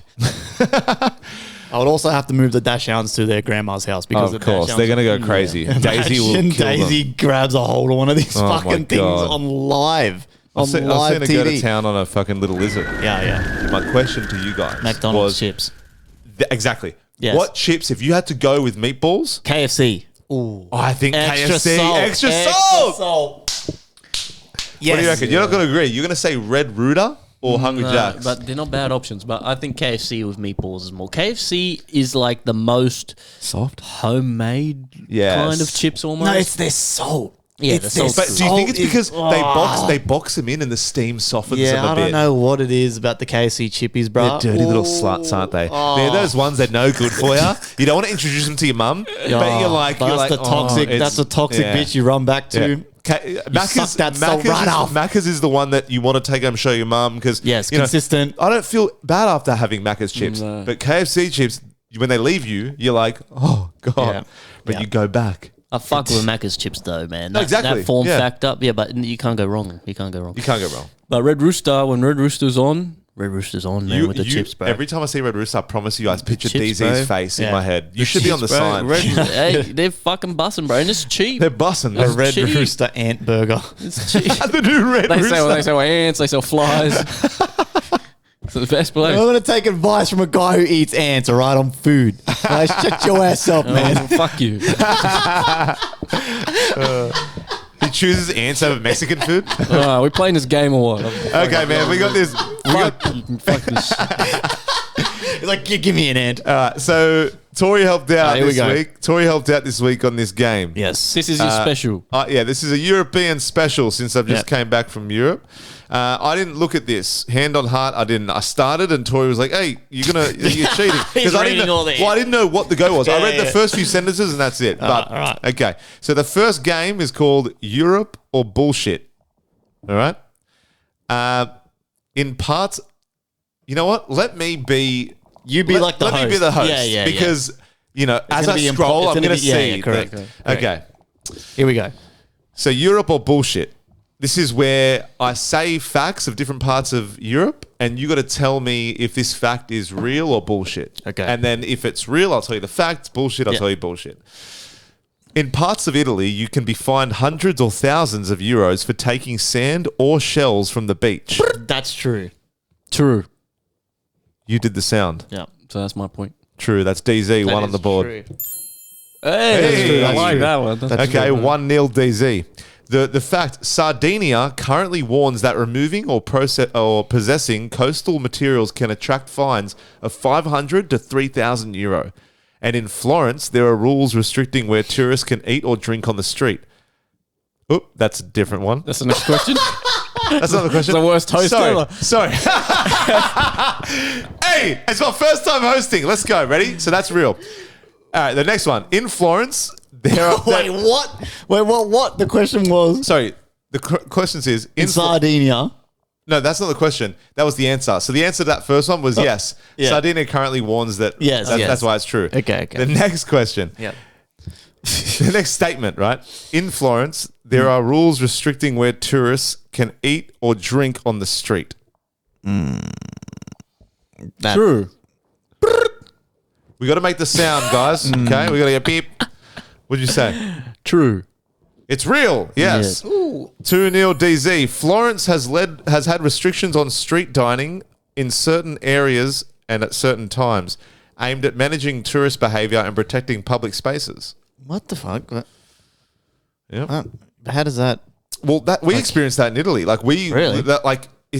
You can't. It's like you sit down and you eat, and people like Yeah. people like literally frown at you. I'm like, so Italy sounds like dog shit, bro. Until these comes to get fucked. Fuck I off, don't you. know. I liked it, but the thing is, there are Italy because they know it's the hotspot. So many tourist traps, but like if you look hard enough, you're like, oh, this is Italy. But there's a lot of fake Italy in Italy. Yeah, you know what I mean. So that's why it gets people. Yeah, I found anyway. But each to their own. All right, ready? The next one. 2-0 DZ so far, right? Turkish women once had an official legal right to divorce their husbands if they weren't provided with enough coffee. True. Damn it. Bullshit. This is a famous internet fact that isn't actually supported as specific Ottoman law. That's right. They were the Ottomans back in the day. Yes. Well, I think you should get that point. Yeah, I do. So Yeah. 2-1. 2-1. Okay. The next one. Czechia has a tradition where women are playfully whipped with decorated willow branches around Easter. That's true, right? And don't they dress up as Krampus or some shit? Or is that something else? True, though. Ding. Real. The Easter tradition, Pomlazga, involves men playfully whipping women with braided willow branches. Sheesh. Where's that? Czechia. He's getting a one-way flight to Czechia. Yeah, Chloe, want to go to Czechia for a holiday? It's fucking random as shit. She's like, where's my ticket? Yeah. Yeah, that sounds mad. Okay.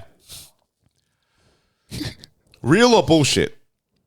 Austria has a tradition where people dress as terrifying demons and chase people through the streets. Yes.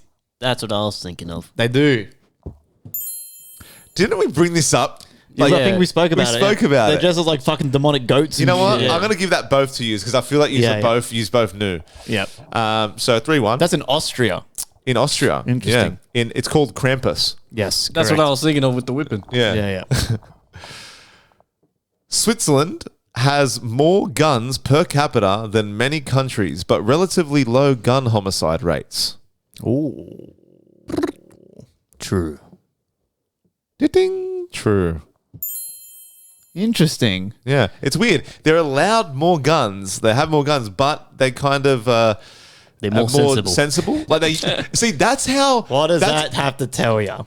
They're smarter. What has that got to tell you, right? About America and exactly. shit? So this is how America, Switzerland is how America thinks they are. Yeah. But really, it's like they're kind of just, it's all a facade now. Correct. It's not, they're not like, Correct. You know, they're not for they are for protection, but it's like, I feel like in America, they're so trigger happy. It's like, they're just looking for an excuse. Wasn't the last shooting that happened in America, wasn't the guy shot by a bystander with bystander. a gun? Yeah. A pistol? It was outside in and out. That's the one scenario where it happens, and then everyone's like, "See, we told you." But that happens once every fucking 200 shootings. But the guy didn't hit him at all. The guy shot himself. The shooter shot himself. The bystander was just exchanging fire with him. But he distracted him enough to not kill. Yeah, he didn't so he had shit aim anyway. He had shit aim, but they say that he would have saved people because he distracted him. He had to take cover. That's the thing that I don't understand about Americans too, is that they've got a shooting almost a day. But because everyone's got guns in their handbags and shit, how are these shootings like not being deterred quicker? Well, that's what the argument is. You know what I'm saying? Like, people start shooting in America and everyone starts running and shit. And like, if I was American and I had a gun on me all the time, don't get me wrong, I would feel really safe. Like, you know what I mean? But if I start hearing some shit popping off, I'd just be fucking straight up gun out, poosh. Like, you know what I mean?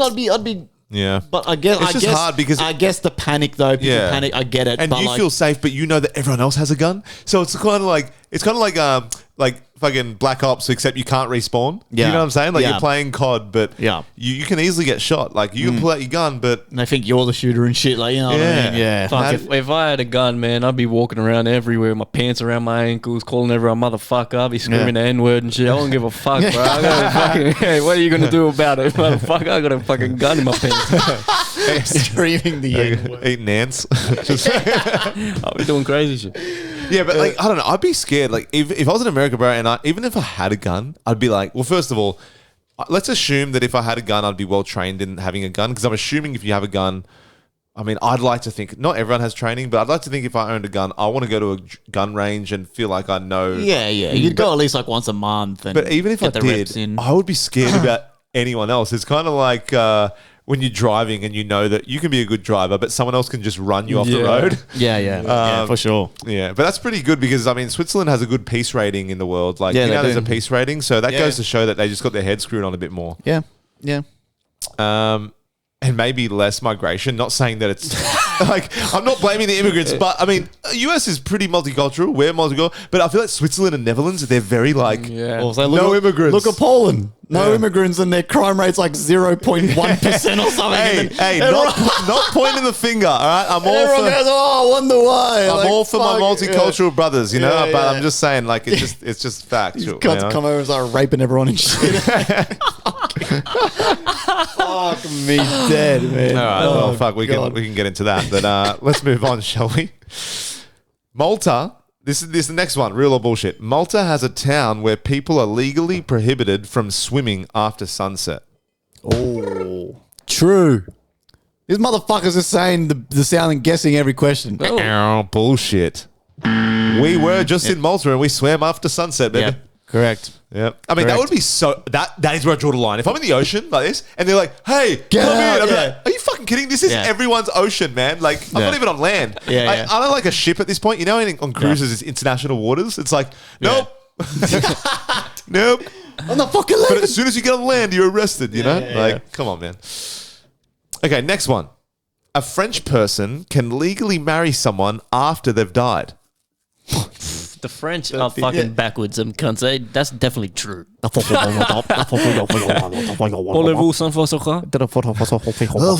a nice, sexy corpse. Yeah, they're fucking.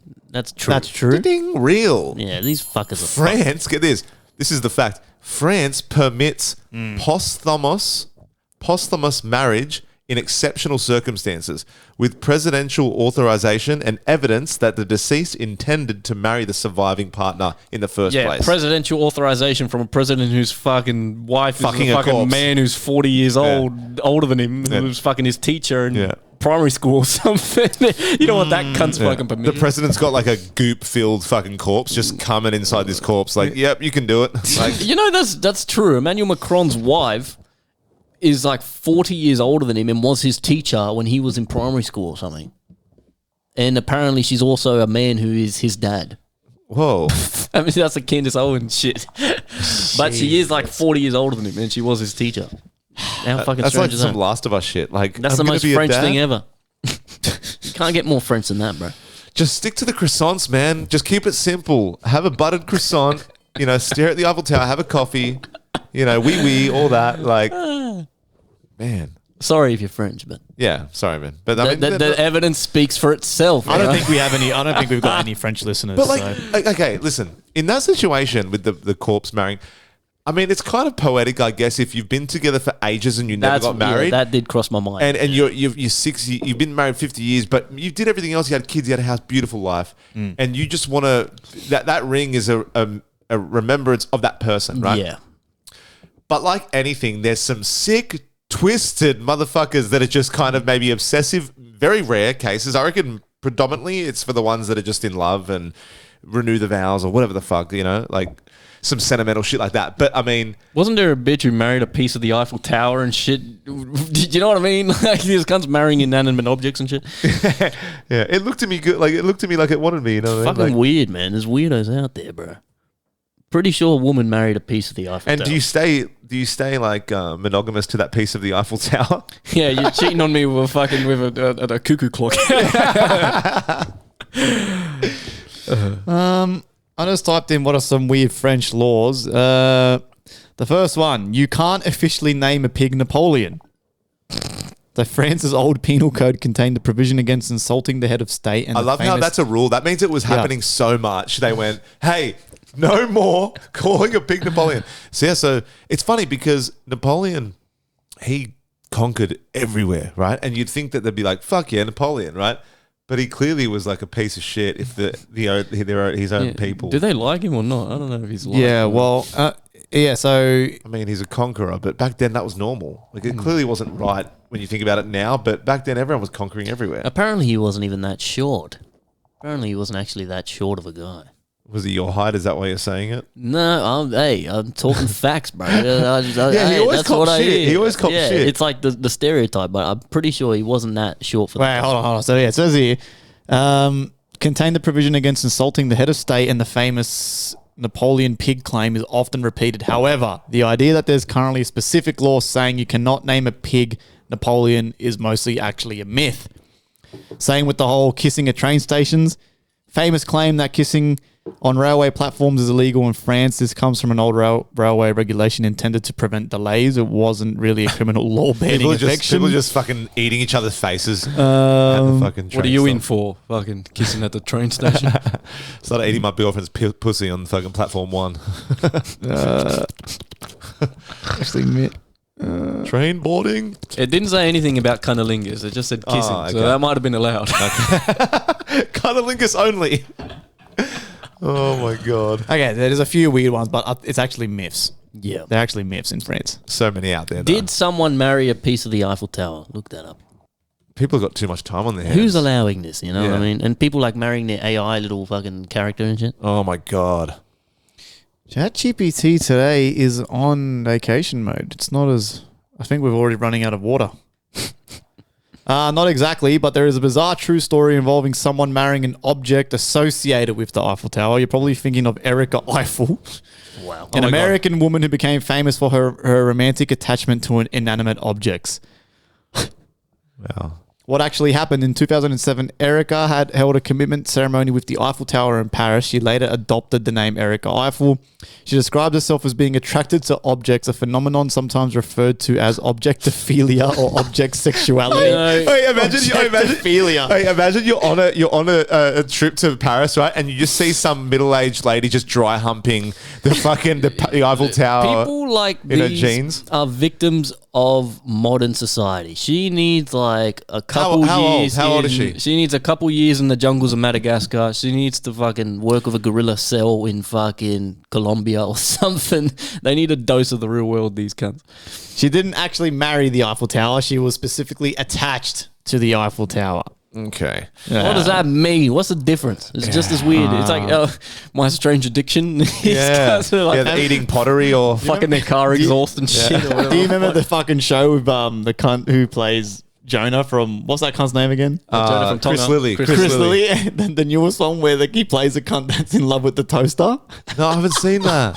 Did he do a new one? Bro, it's old now, Oh, but old it now. came out during COVID. It was okay. it was his latest one. Okay. Fuck, What that isn't was it called? Maniacs or some shit? Maniacs, Or- bro. something like that. Fuck. You know, he plays a cunt who's in love with a toaster. It's the funniest fucking thing, bro. Like, It's so funny because he takes the piss out of society, and back then I didn't think that existed, but clearly people do really fall in love with inanimate objects. Yeah, that's fucking crazy. But like, if you Objectophilia. can't have sex with it or connect with it, what do you like? It's not giving you anything back. It's like a one-way thing. It's like, sitting on the table. yeah, it's like it plays hard to get though. That's what I like. It doesn't talk to me during a movie. oh Are Christ. you all right? You haven't touched your rice. Played a rice in front of a fucking steel beam. You haven't touched your rice. Oh my god! All right, shit. Okay. So where were we? Oh, okay, shit. Okay. The next one, real or bullshit? It's illegal in Switzerland to mow your lawn on Sundays. I'm gonna say that. Why don't you ever go for He's any? taking too long, this motherfucker. No, I'm trying to. Yeah, no, it's right. It's fine. I'm gonna say it's true because they probably have laws. You know, that's the Sabbath. You know what? whatever. For now on, you can't make noise. You got to just say What? it. Yeah. Because that way, because I feel like you're doing the whole, brrr, and then you have that bit where he's thinking. All right, fine. True. You know what I mean? Yeah. True. Whatever. You think it's true? true? Ding ding. True. Wow. So the Swiss believe Sunday is a day for rest, Yes. and noisy, annoying, and annoying household chores shouldn't interfere with everyone's relaxation. I like that. I like Switzerland, it. man. I like it. It's kind of, it does limit people if they're really busy on the Saturday to like, it's like if Sunday's their only free day and they're like, oh well, I guess I got to wait till next week. But you know, I like it. And I guess it gets rid of that thing if you're a guy and your missus is going like, you better mow the lawns on Sunday, and it's like, oh, sorry, Sunday. sorry, Can't man. My hands are tied. She's like, I'll beat your ass. The next one. Portugal has completely legalized recreational drugs. Oh, some more weed. Ah, no, that's false. That's false. It's decriminalized a lot of it, right? But Bullshit. You're right. Portugal decriminalized personal possession of drugs. It did not legalize recreational drugs. yes. Yeah. Yep. So you can actually, and I learned this when I was in Portugal, they do sell it over the counter, but it's weird. When I bought joints overseas, it says on the side 30% THC. So what they do is, and Tori actually was pretty smart here because I was having this joint, this big fat baseball bat of a thing, and I remember I came in after I smoked it, and Tori goes, it actually smells a bit like ciggies. And I was like, those bastards. I'll tell you what they do. They've spun the shit out of it. 30% of that joint is straight weed, but the and rest then they is fill cigarette. it with the ciggies. Ah. And don't get me wrong, it got me high as shit. But I was like, man, when they said 30%, I said to the girl, do you have like 100%? Oh, do you have like 90? And she's like, oh, no. Because they can't sell full THC. It's their loophole. So, but if you get caught with weed, it's weird. If you were a dealer and you got caught with weed, done. Whatever you get, you get. Like, it was a fine, slap on the wrist. If Iggy gets caught with the weed you just sold him, he's fine. Yeah. Isn't that weird? that is strange, isn't it? It's kind of, it takes two to tango, right? But it's kind of like, oh no, slap the hand of the wrist that the guy that sold it, you know? Okay, in the next one. This is the last one of this, and then we go to another one. Okay. And I'm included in this next one. I can be included in this. So the last one. In Austria, there is a village whose name literally translates to fucking. Yes. Bullshit. The one he goes for, he gets Damn it. So kids, that's a lesson there. Don't go for your dreams. It might fuck you in the face. The famous Austrian village was called Fucking, but officially changed its name to Fugging. So it was. It was in 2021. It changed that. Well, that takes us to the next game, guys. Which one of us would? Okay. I can play this one. Okay. So we got which one of us would be most likely to, and I haven't read this, by the way, before. Which one of us would be most likely to lose his passport on the first day? Joey. That's not even. Goes without saying. Yeah, man. Come on, The man. only one who's actually done it. I know Tori Twice. I know Tori wrote this going, like, you know. Imagine if I was like refuting it, being like, no, I'm like, what proof do you have? Fucking hell. Name one time. Definitely Joey. Okay. Which one of us would be most likely to get arrested overseas for something completely avoidable? You. Joey. Joey. Yeah. Joey. I feel like she knows what she's done with this game. Joey, she did. She did. That's Joey. Yeah, well, I feel like I was being attacked completely avoidable. Like, it's like very deep, Swimming like, after dark. Yeah, what the fuck? Swimming past at 6:20. Because let me preface, I wouldn't get arrested for some hard cunt shit. I'd get arrested for something that was like I didn't know was a rule, and I just do something like, Hey, where'd you get those seashells from? The beach. which one of us would be most likely to offend an entire restaurant? You. Iggy. Right? Yeah. Do you know how he opened this episode? Yeah. The snails. A big fat F word. What's Yeah, going on, really? faggot? What's up, faggot? Yeah, all right. So this YouTube's got no ads. That's fine. Oh, is that how it works? You should bleep like the first 2 minutes of a video. Oh, okay. That's what people do. Okay. I ain't bleeping shit. He's going to eat my ass, bro. Which one of us would be most likely to get into an argument with a taxi driver? Ooh. I feel like Joey, to be honest. I feel like it's a toss-up between me and Iggy. Like, if I was getting ripped off, I'd definitely say something. But yeah. I don't know. Would you go like, it depends. It's really like, depends on the situation. Yeah. Would you like, you know. I think he's more likely to let it go. I think your Yeah. threshold for letting something Yeah. go is a bit lower. Yeah, okay. So you drop it, and I'd probably be like, the tight ass in there would be like, oh, what do you mean? Yeah, I don't know. I think. Yeah, okay. Yeah, I wouldn't start heavy though, but I'd be like, hey, are you sure? And then if you came back, I'd be like, like, you know. yeah. But Yeah.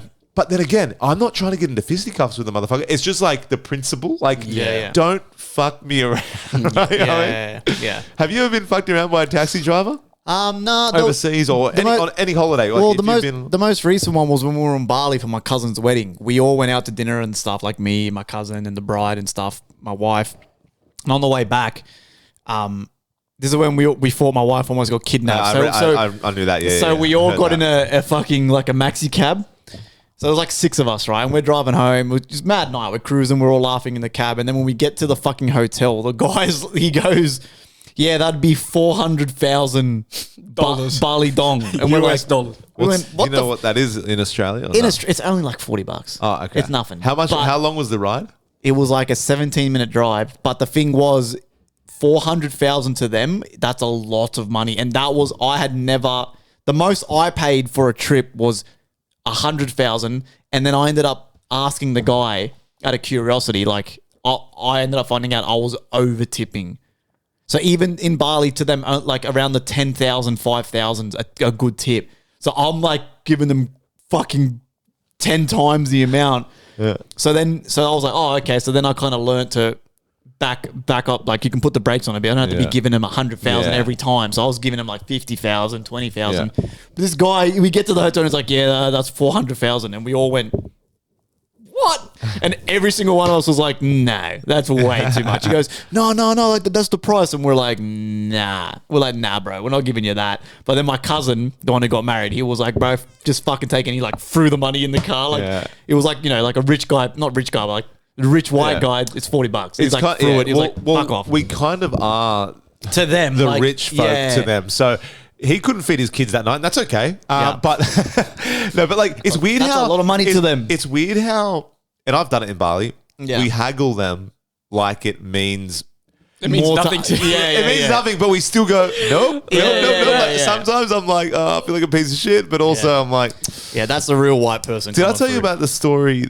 This is a bit off topic, but did I tell you the story about how this young girl was in the same hotel as me, like in the cafe, and I didn't get her a dessert? Did I show you? Did I tell you that? What? So Where? In Bali? No, in Turkey, in a recent trip. So this goes on to like, I was just piggybacking off the whole taxi, like just interactions with locals, right? But I felt bad after this. Like, it's kind of like when you put your foot down with the taxi driver. I was kind of putting my foot down with this little girl because I didn't know what the fuck she was going on about. But we were in bed, we're watching a bit of Game of Thrones, and then I was like, it was like late at night, and I was like, I'm gonna go get some cheesecake. You want some cheesecake? And Tori's like, yeah. And there was a cafe that was in our hotel that opened till 10:30. So I went down there. It was about 9:30. I was in my PJs and everything. I just didn't give a shit, you know. And then next minute, I'm waiting for him to box up my cheesecakes. And then this little girl comes in, like she's like 7 to 9 years old. She's like wet hair, but like wearing like a zebra kind of long sleeve top, black long sleeve pants, like long pants. She comes in, she's like, oh, like she points at a dessert. And she's like, does the hand motion to like, I want food, you know, like this. And she's like this. Yeah, she's like, oh, shut up, food. bitch. And I was like, what? And she's like, food. And in Turkey, man, they are so bad. Like shop owners will follow you 500 meters just to say, hey, my shop's just around the corner. Come. Like they're very bad. So my defense for like hagglers and like people that scammers was high. Like in Turkey, I was like, I don't want to talk to you if you're trying to sell me something. Yeah. Like if someone goes, hey, where are you from? Australia? They don't give a shit. They want you to buy. Yeah. So this girl came up to me and I was like, she's like, oh, food. And I was like, and she couldn't speak much English. And I was like, oh, no, I can't. Sorry, I can't. And then she pointed at this dessert. She's like, just one. Oh, my and I was like, nah, I can't. And I looked away, but I could see her from my peripherals and she didn't break eye contact with me. And she was like, the whole pussy. And then she goes, and then walked away. And then, anyway, I was looking when she was walking to be like, we're a junkie parents. To the presidential suite. I thought we're her parents. Her parents are probably trying to get money. Because in some countries, you know, they get young people to scab money off tourists. And then the kids give the guys or women the money. Like that. Oh, my God. So some people, they're used as scam artists, these kids. But then she walked off and no one was with her. And then I was like, and I felt so bad. And then I went up to Tori with our cheesecakes. And I was like, Tori, like, this just happened. And I told her the story. I'm like, should I have got her a dessert? And she's like, yeah, you probably should have, eh? Like, and I was like, oh, fuck. Like, I didn't know, like, because at the end of the day, Tori goes, at the end of the day, if a kid just tricked you into getting her a little sweet, which was probably like 10 Australian dollars max, then whatever. But she's like, it's not like she was like grabbing your wallet or being like, hey. And I was like, fuck. So I'm just like, she could have been like kind of poor or maybe it was a low risk deed that you could have. I could have taken, but because I was so on the defense. But hold on a second. In another life, what if you got her the dessert and then she goes, give me your wallet, bitch. Like, give me your wallet, motherfucker. It's like, oh, shit. I was about to say, what if you buy a dessert since you give it to a fucking Wile E. Coyote net, jumps over your head, and fucking 10 guys jump in from a helicopter, fucking start beating you up and shit. Take it to Netanyahu. Yeah, bro. But I mean, that's just like little interactions you have overseas. But you know, but I feel like me and Iggy, that's neck and neck with the taxi thing, though. I think so. Yeah, it depends on the situation. Could go either way.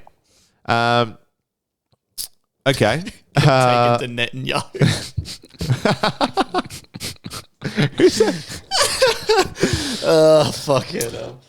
So which one of us would be most likely to pay €400 for something and then realize he was massively ripped off? Oh, you. Yeah, me. It has to be. Yeah, me. We literally just talked about how you second guessed it. Yeah. We almost left a taxi line because some guy wasn't even wearing a taxi shirt. He goes, yeah, where are you going? And we told him, he goes, and he said €48, which is 100 Australian, just to go 10 minutes down the road. And then we left the line, the big queue that we waited for in ages. And then he told me the price, and I was about to be like, yeah. And then Tori's like, hold on, how much? And he's like, €48. But I don't get used to converting in my head sometimes.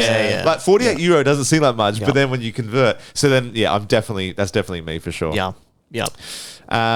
Which one of us would disappear from the nightclub and return 4 hours later with a completely unexplained story? You.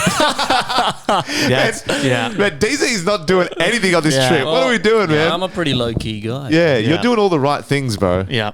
You got to get a bit rogue sometimes. I'm not very entertaining. No, you are. You just aren't a dumb cunt. You're just smart. Which one of us would be most likely to say, this is the best night of my life, and then vomit 20 minutes later? Iggy. Oh, that'd probably be me. I'm a big vomiter, man. I vomit. I am a vomiter. Yeah, when I vomit, I'm like, wow, that actually happened. Like, it's very rare for me. Yeah, no, but it happens.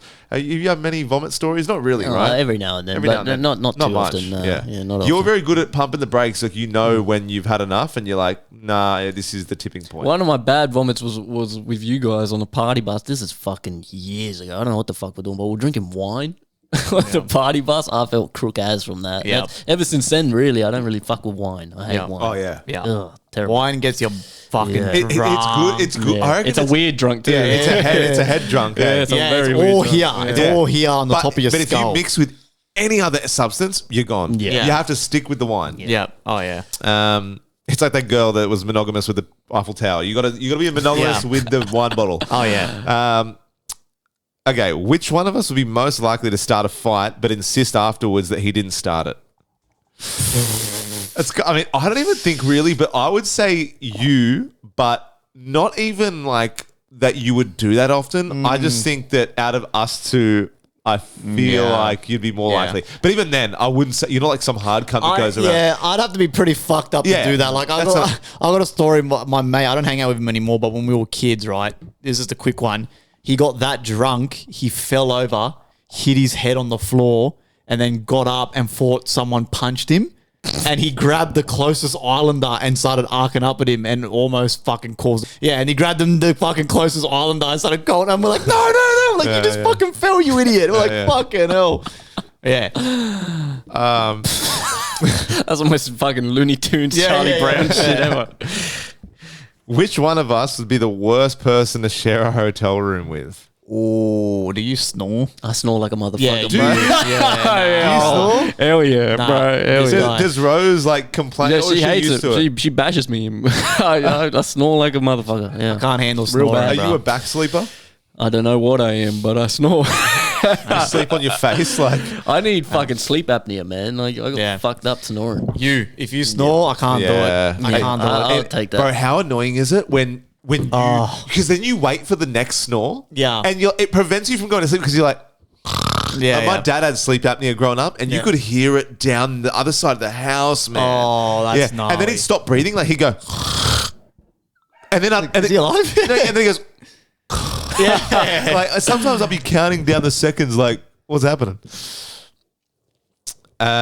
Which one of us would be the most likely to miss a night out with the boys to FaceTime his girlfriend? You.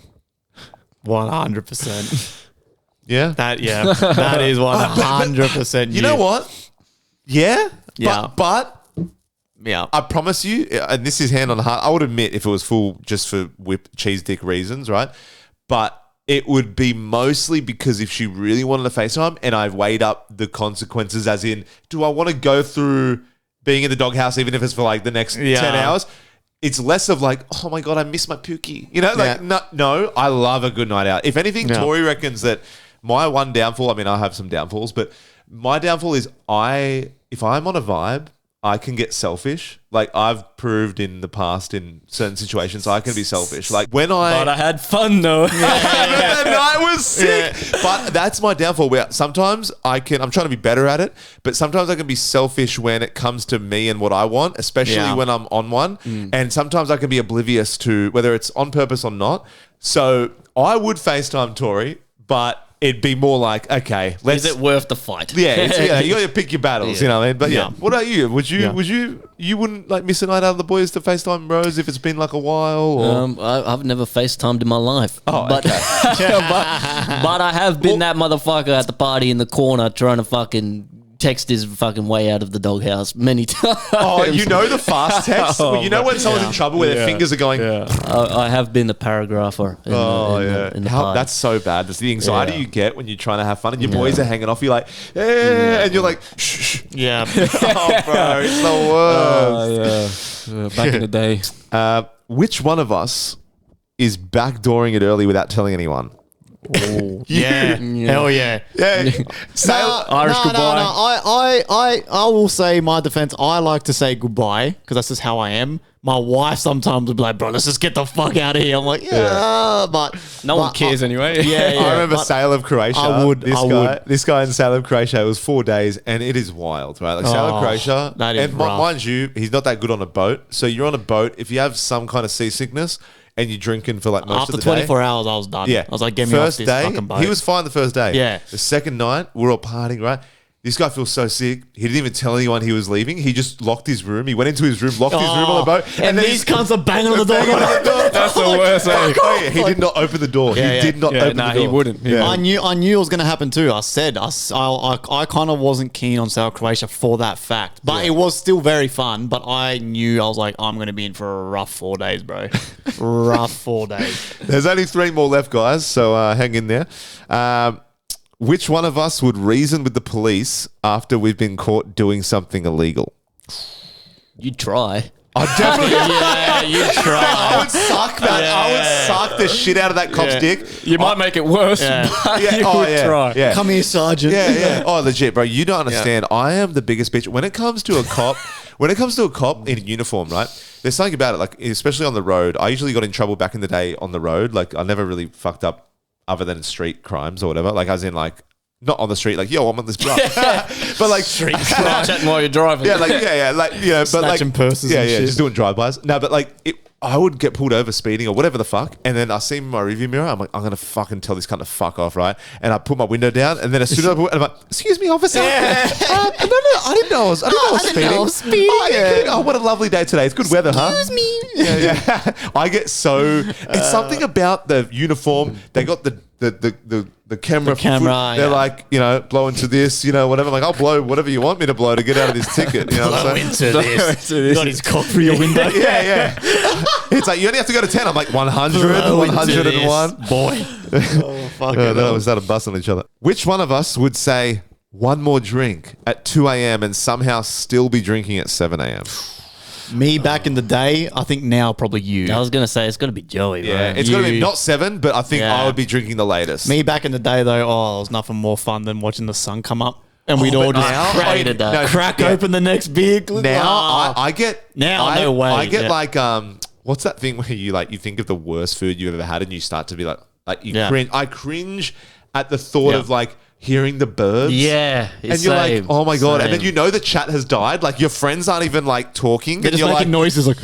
Yeah. And you're like, oh my God. Yeah. Like what the fuck's going on here? And you've never wanted to be friends with anyone less. Yeah. Like you're like, no matter how close you are, you're like, I don't want to see you ever again in my life. And then the sleep, like you eventually do try to get is rough. Yeah, you don't sleep. Yeah. And you're staring at the ceiling, bro. Yeah, the ceiling fan is like kind of about to fall off the ceiling, so you're watching it. That shit sucked. Never again.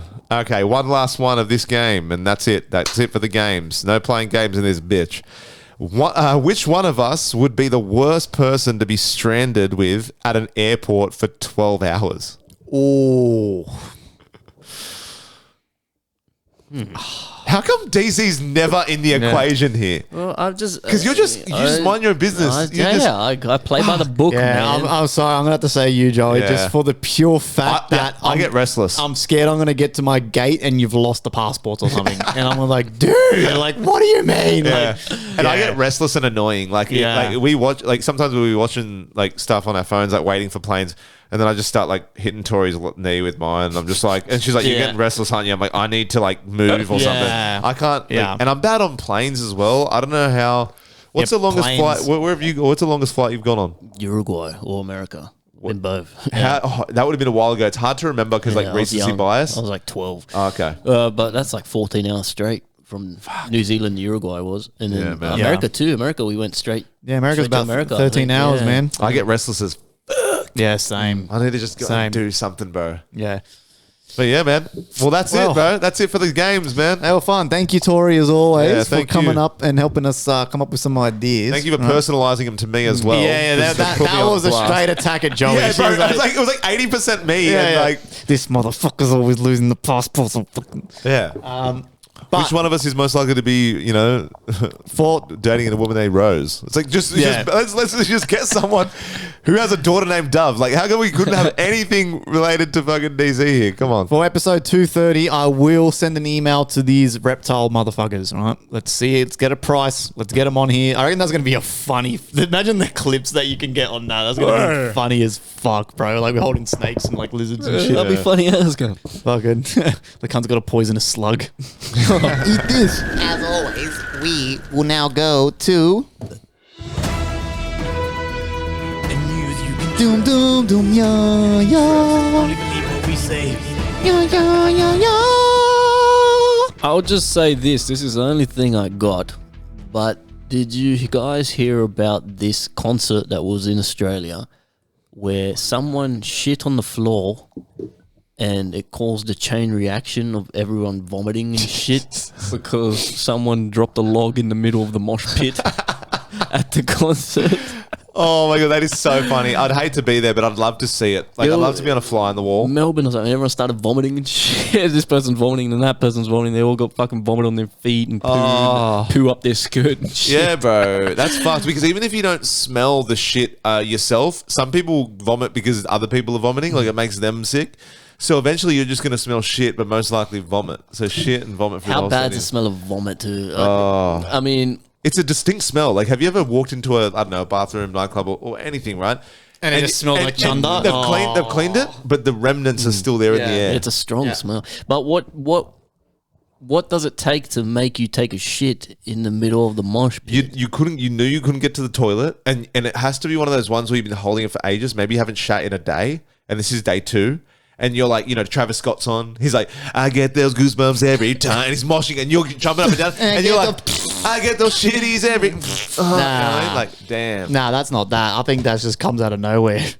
That's one of those ones where, like, you think it's a fart. And then, probably. And you go, oh, fuck. Too much jungle juice in the audience there. Fuck. It just fell out. Didn't even touch the sides. It just fucking falls. Too much jungle juice. I gave birth to a fucking food baby. That's fucking crazy. Have you tried jungle juice, cunt? Yeah, I have. Yeah. That shit is the anal sex I had right after was amazing as well. Yeah, that shit is gnarly. Yeah, it makes your head explode. Yeah. Oh, it makes you feel like there's just something like a stove in your brain right behind the eyes. I remember one time we went to like a rave and we're coming back, and I'm pretty sure we're doing it with the guy driving us home. I'm like, this motherfucker's driving home and shit on this jungle. My God. Yeah. He's like, take it right here. Yeah, I'm like, holy shit, bro, this cunt's crazy. Wow.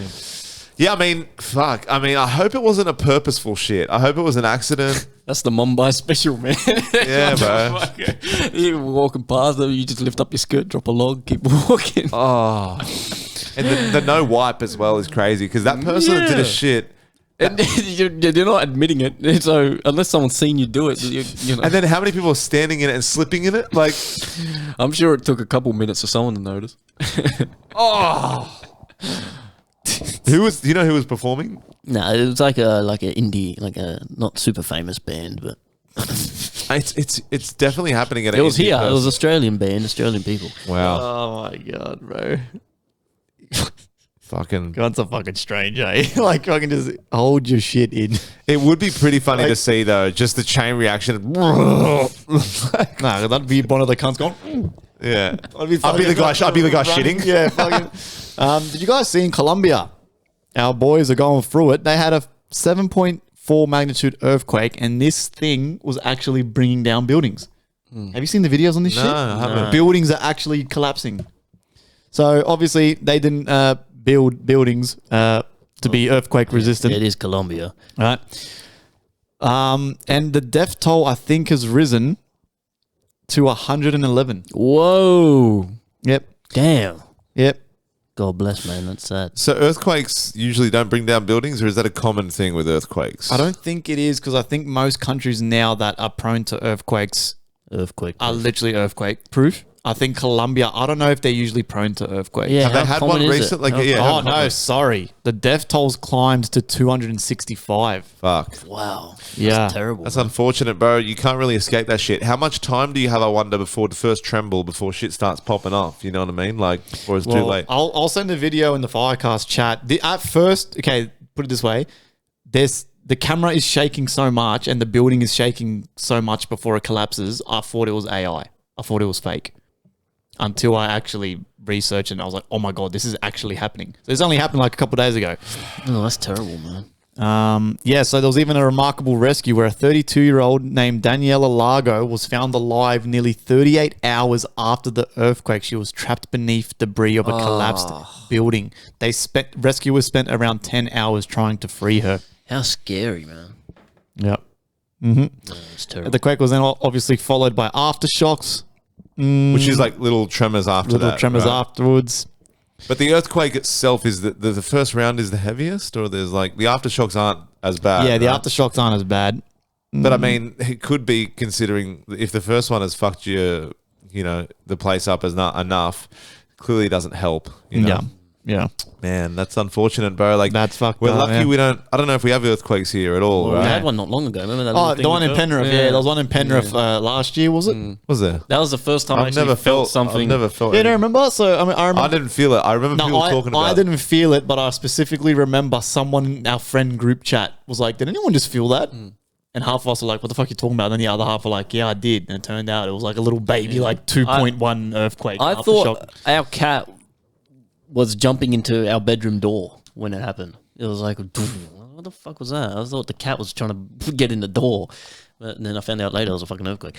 But I did see footage. I think this is in Japan, though. There was an earthquake while they were doing surgery.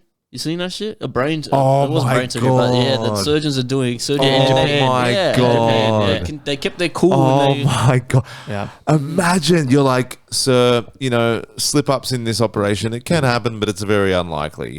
Unless in the event of an earthquake. Like, what the fuck, bro? Imagine if it was brain surgery, man. You got your hands. Wait, in what there. was it? It wasn't brain surgery. It wasn't brain Was surgery. it cosmetic? It was something like not. No, I crazy? think it was just like open heart, like a chest. I think they had their body was getting worked on, but And I wonder who's liable.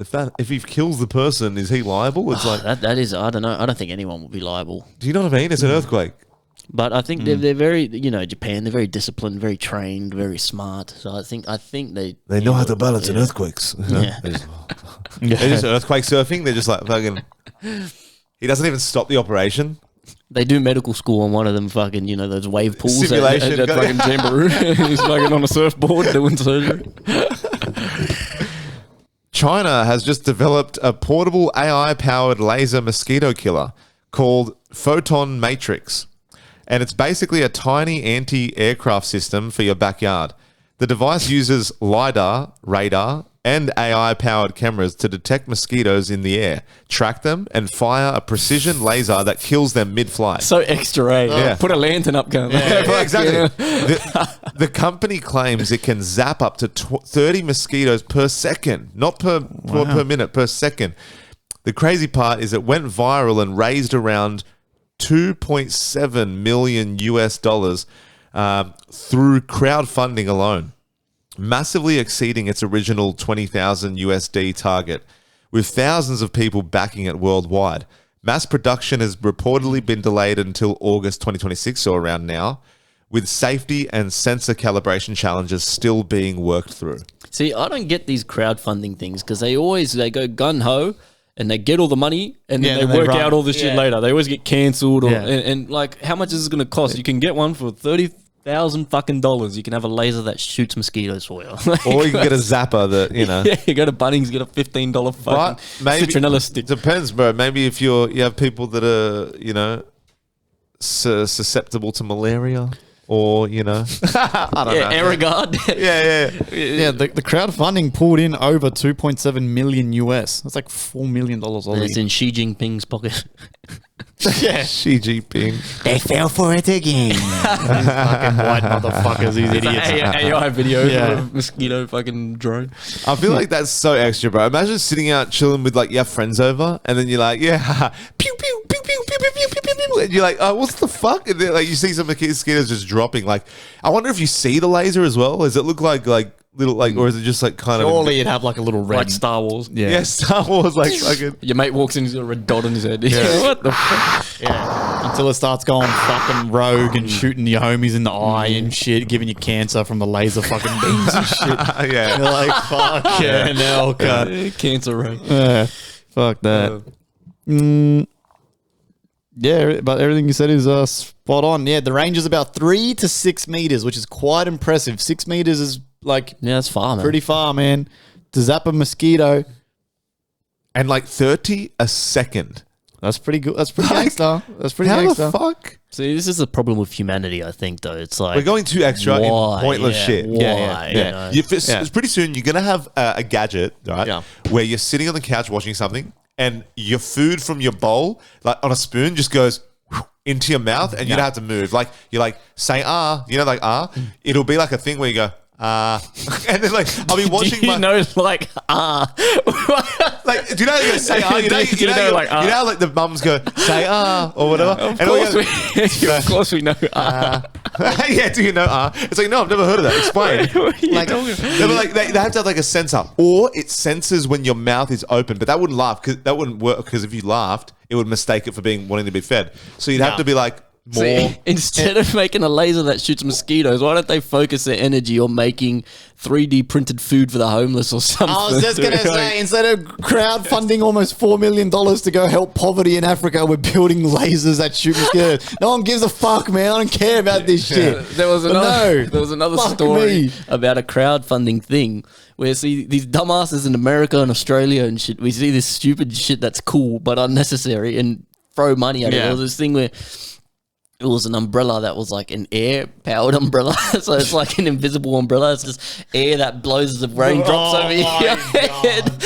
And obviously it never came to fruition, but everyone put all this money into it. It was like a scam. Yeah. Everyone Fucking this air-powered umbrella. How about just a normal umbrella? Fucking hell. So dumb, man. Oh, fuck me, bro. It's only going to get worse, my friends. What else you got, Joey? A bizarre legal battle is unfolding in Argentina over a rare Luger pistol allegedly once owned by Adolf Hitler himself.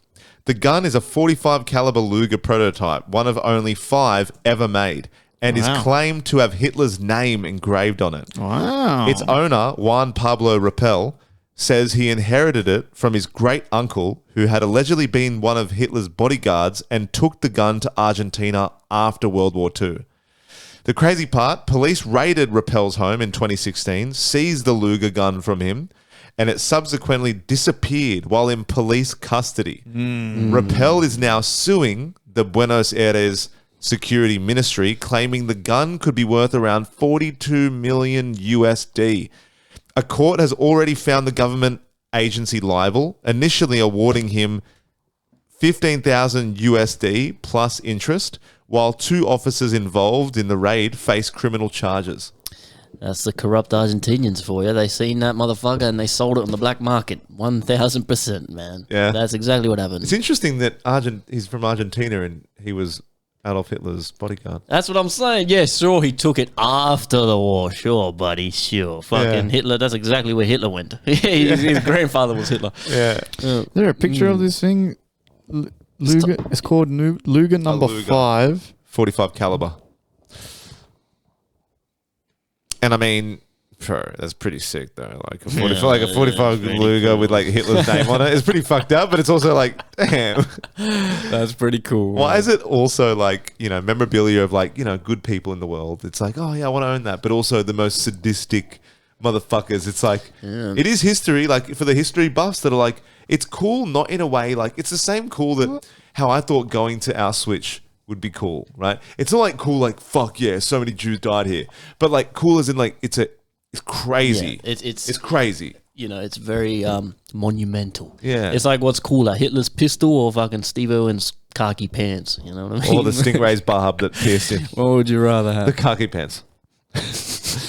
With jizz stains. Oh, if that is it, that does look pretty fucking gangster. That's actually pretty zesty as well. Surely that's not it. That looks too modern. Yeah. Yeah, I don't. Surely not. Unless Hitler liked the penis. That pattern looks too modern. There's no photos. This thing must be rare as shit.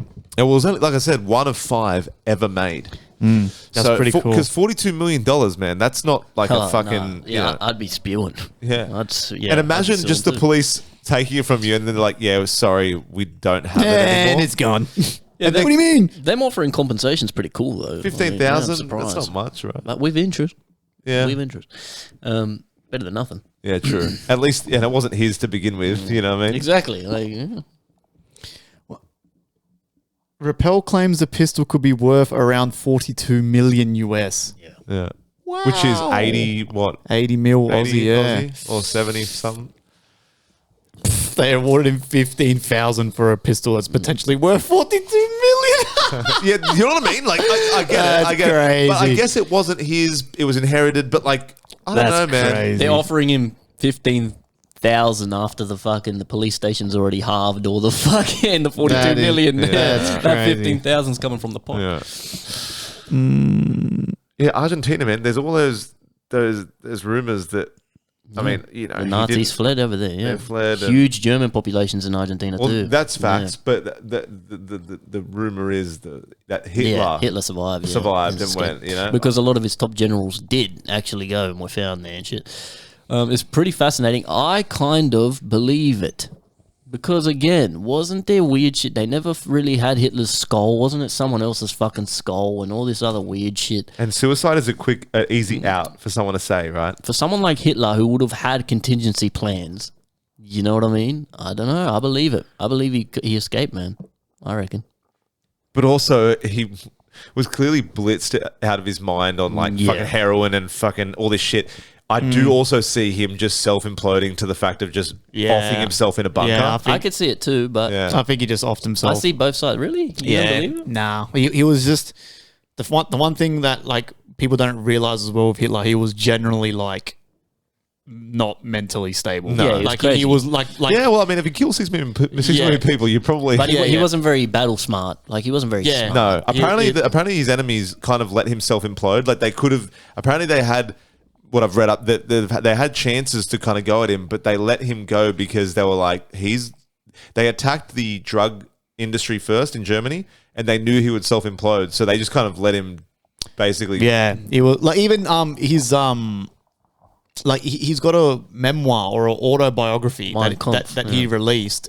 And it's literally just like the ramblings of a madman. Just like gibberish. It's literally just gibberish. And then what fucking idiots do is they like take one sentence that like half makes sense, and then they go, he was onto something, or he was right. It's like, no, you idiot. It's literally just a little snippet of a 500 page of a rambling bullshit. Like, you know what I mean? Yeah, but it was crazy. The big thing for me is just the fact that so many of his top generals did successfully flee to Argentina. It just makes me think like, surely he went, is there room on that boat or that plane? Like, I'm sure he had a contingency plan. You know what I mean? They thought, even though he wasn't very battle smart and stuff, I'm sure when, you know, the Soviet Union's coming and all these people are coming and all this shit's happening, I'm sure he's like, if this doesn't work, let's get the fuck out. Now, you have to also remember a lot of the generals did escape, but they were caught by Israeli intelligence and shit. So they didn't really escape. Like they got to different places, but they were all murdered. A lot of them were tried or murdered. Yeah, they were all hung and shit. But for everyone that was caught, how many slipped through the cracks? I don't know. I don't know. How many of them put on one of those Jew hats and pretended to be? There's always weird shit though, because like Osama bin Laden, right? These Navy SEALs, they get Osama bin Laden and they throw him off the side of the boat. You don't think you keep his fucking body or like fucking, you know, take him back as proof or something? They say, no, we don't have his body because we threw him overboard. Like, what? You just got the biggest terrorist in the world and within 5 minutes you kill him and throw him overboard and that's it. He's in the bottom of the ocean. Like, what the fuck, man? Yeah. I don't know. It's weird. It's always weird shit. It's weird because like history is always written by the winners, right? So, like, you know, America won, you know, was it England as well that was helping them? They all won, so then they write the history books. And I'm not saying they falsified history, but I'm just saying, and obviously, whether he killed 6 million or 4 million, I've had people argue the fact that he didn't actually kill that many people. And it's like, who cares? He still murdered. He still killed that many people. This is what the argument they base it off is: history is always written by the winners. Now that's fact. Yeah, and sometimes it is falsified. I don't think maybe it was embellished, but like embellished and smellished, it's still fucking you're killing millions of people. Murder, it's at least in the millions, minimum in the millions. So you know, like I said, I think I brought up in this podcast, I have a Holocaust denier that works at my company, and he was just basically saying you know, the reason why he actually hated the Jews is because he grew up in Austria and the Jews basically owned everything and they were poor, and so they were like monopolizing everything, and then he came from nothing and they were all rich, and he thought, you know, sounds like a skill issue. Get your money up, son. Yeah. Come on. Exactly. Jews still own everything. How about you don't gas people? Yeah. They work hard. Yeah, bro. Like, but I mean, whatever, man. At the end of the day, if his Luger was sitting on the table right now, I'd put it in one of those. I'd put it in one of these cabinets here, and I'd let it just. I'd sell that motherfucker instantly. I'd take a fucking snotty tissue that motherfucker used and I'd sell that shit straight away. Well, you remember last week we were talking about the top rated shows and Band of Brothers is like number 2. I actually started it. Yeah. It's the World War II one. Both based on real shit. Yeah. It's at the start of each episode, they're interviewing the motherfuckers that did the shit. It's fucking unbelievable. How old Really? is that show? It's let's have a look. Because I've never even really heard of it. Man, too much. it's been great so far. It's been great so far. Is it a new show? No, it's old as shit. Yeah, different time, man. These motherfuckers were bad cunts. Like they're interviewing these old ass codgers, right? And they just don't look like killers. But they're like, yeah, I shot that German right in the face. Like they've done some gnarly fucking shit. Yeah. I'm sure they can't sleep at night very well. Yeah, regardless It's if they were 25 Nazis. years old.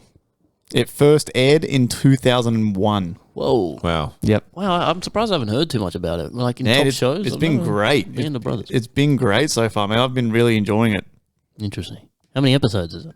I think it's only 10. I think I'm up to episode 5. It's just one season. one season. 10 that's it. episodes. Wow. Yep. Yeah. Definitely up your alley, that kind of stuff. Eh? Yeah, I love that Yeah. shit. I've frothed that shit. I've done so much rabbit hole digging on World War II. It's unbelievable. Yeah. Like I've gone down that rabbit hole so deep. Isn't that the one where they used Agent Orange for the first time? Was that? Oh, No, no, that that was was the Vietnam. Vietnam war. But did they use gas? Were they using gas? Or they were using?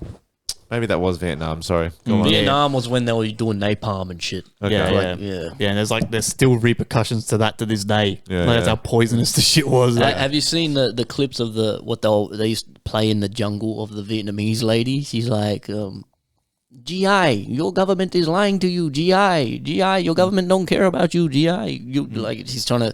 It's like the Vietnamese were playing on these big speakers to the American soldiers when they were in the jungle, like this fucking trying to brainwash them, like trying to tell them that the American government doesn't give a fuck about them. What they're doing is they're gonna leave you here. You're gonna die. Well, they're lying. Right? They're You can telling see, the truth. you can hear the actual audio in the clips. It's fucking pretty freaky. It's probably stuff. telling the truth, right?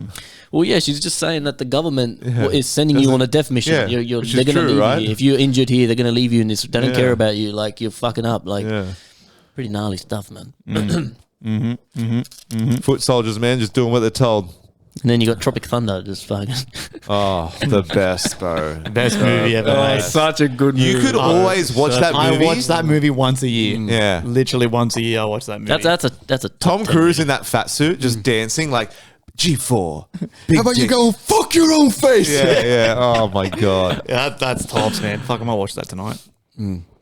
It's a shame because my wife doesn't like those kinds of movies. Yeah, she thinks neither. they're not funny. Yeah, yeah. Like, Yeah. come on, Yeah. man. Tori doesn't like anything with Will Ferrell, and I'm like, oh god. man, I don't know, whatever. I'm not a huge fan of Will Ferrell. Yeah, but he's an idiot. He's got some Oh, okay. bangers. Yeah. Like So you don't Ben like Stiller's great though, bro. He's Like, a funny Dodgeball. guy. How Yeah. good's Dodgeball? Yeah. Yeah, there's a couple good movies. I think some of that shit's stupid too, but you know, some. But of that's them- the whole point, though. Like, no one's yeah. going like, it's so dumb that it's funny. Like, yeah. you know, It's like the remember that airplane? It was called Flying High here. It was like the first. like of that type of comedy, like in the 1980s. It's the kinds of then the airplanes, just all stupid like That's deadpan a jokes. fun- that's How a funny is funny- that? that's He's a like, good he's one. like, surely you can find someone to land this plane. He's like, we can't, and don't call me Shirley. It's just all jokes Don't like call that. me the whole- Shirley, yeah. I was looking that movie up, and it's Naked pretty- Gun. It was what? Was it Naked Gun, the movie? No, it was called Flying High here, but overseas it was called Airplane. Oh, okay. And I was looking it up. It was from the 1980s. It was like the first comedy movie of like that kind of style and it like changed comedy. Like, but he got all the actors in the movie are super serious actors, are like very famous like for serious roles. Yeah, yeah. And they got them all together to do like this stupidest fucking movie, and it like popularized what's modern comedy now. And like made it popular. Is that what that one was called? Flying High? Flying High here, but most people would call it Airplane, like on the internet and shit. What was the other one? The military one that was funny as fuck as well. Is The it- old one. Oh, and Yeah. he jumps on the grenade and everyone else blows up. What was that called? What was that called? And the cunt takes off his helmet, but the chin strap stays. What was that called, cunt? Fuck. Or they're sitting still on the train and the background's moving and the cunts in the background running. See, these movies What are funny, is that bro. called, bro? It's a Is similar. it with the old guy? It's similar to this shit. I'm sure you've seen clips of it. What is that movie? Try ask AI. Right, army movie similar to Flying Funny High. army movie Old where movie. the man jumps on grenade. Everyone else blows up. Fuck, That is funny as that. What's movie. that movie called? Not Hot Shots. No. no. Right, similar to Airplane or similar to Flying Eye. Fuck, that one's funny. Top Secret. Top Secret, yeah, Top Secret. Yeah, man. What year was that? 1991. Wow. No, 1984. Yeah, that's a funny fucking movie. Yeah, man. It's hard for Top it's Secret. hard for an old movie to still be funny to this day. So it's pretty. It No. must be No, pretty they're funny. timeless, bro. Top They're Secret's timeless. a good one, man, Top bro. Secret. The guy, he jumps on the grenade and everyone else blows up except him. See, in the 80s, like, that was, like, unheard of, that type of shit. Yeah, those also, types of movies were Like like parody Yeah. kind of humor, They right? pioneered it. Yeah. Yeah. Yeah, that shit's fucking great. Fuck, I'm gonna convince my wife to watch that again. I want to watch that one. Yeah, Top Top Secret. Secret, I bro. forgot about it. He takes the Oh, helmet you still off. got the chin. All right, motherfuckers, I gotta go, man. I gotta jet out of this motherfucker. yeah, That's about it, to. man. Yeah. Guys, as always, thank you for joining us. All right. For episode 220, right? 220. Let's go, baby. We See you will next see you week. guys next Monday. Stay bussin'.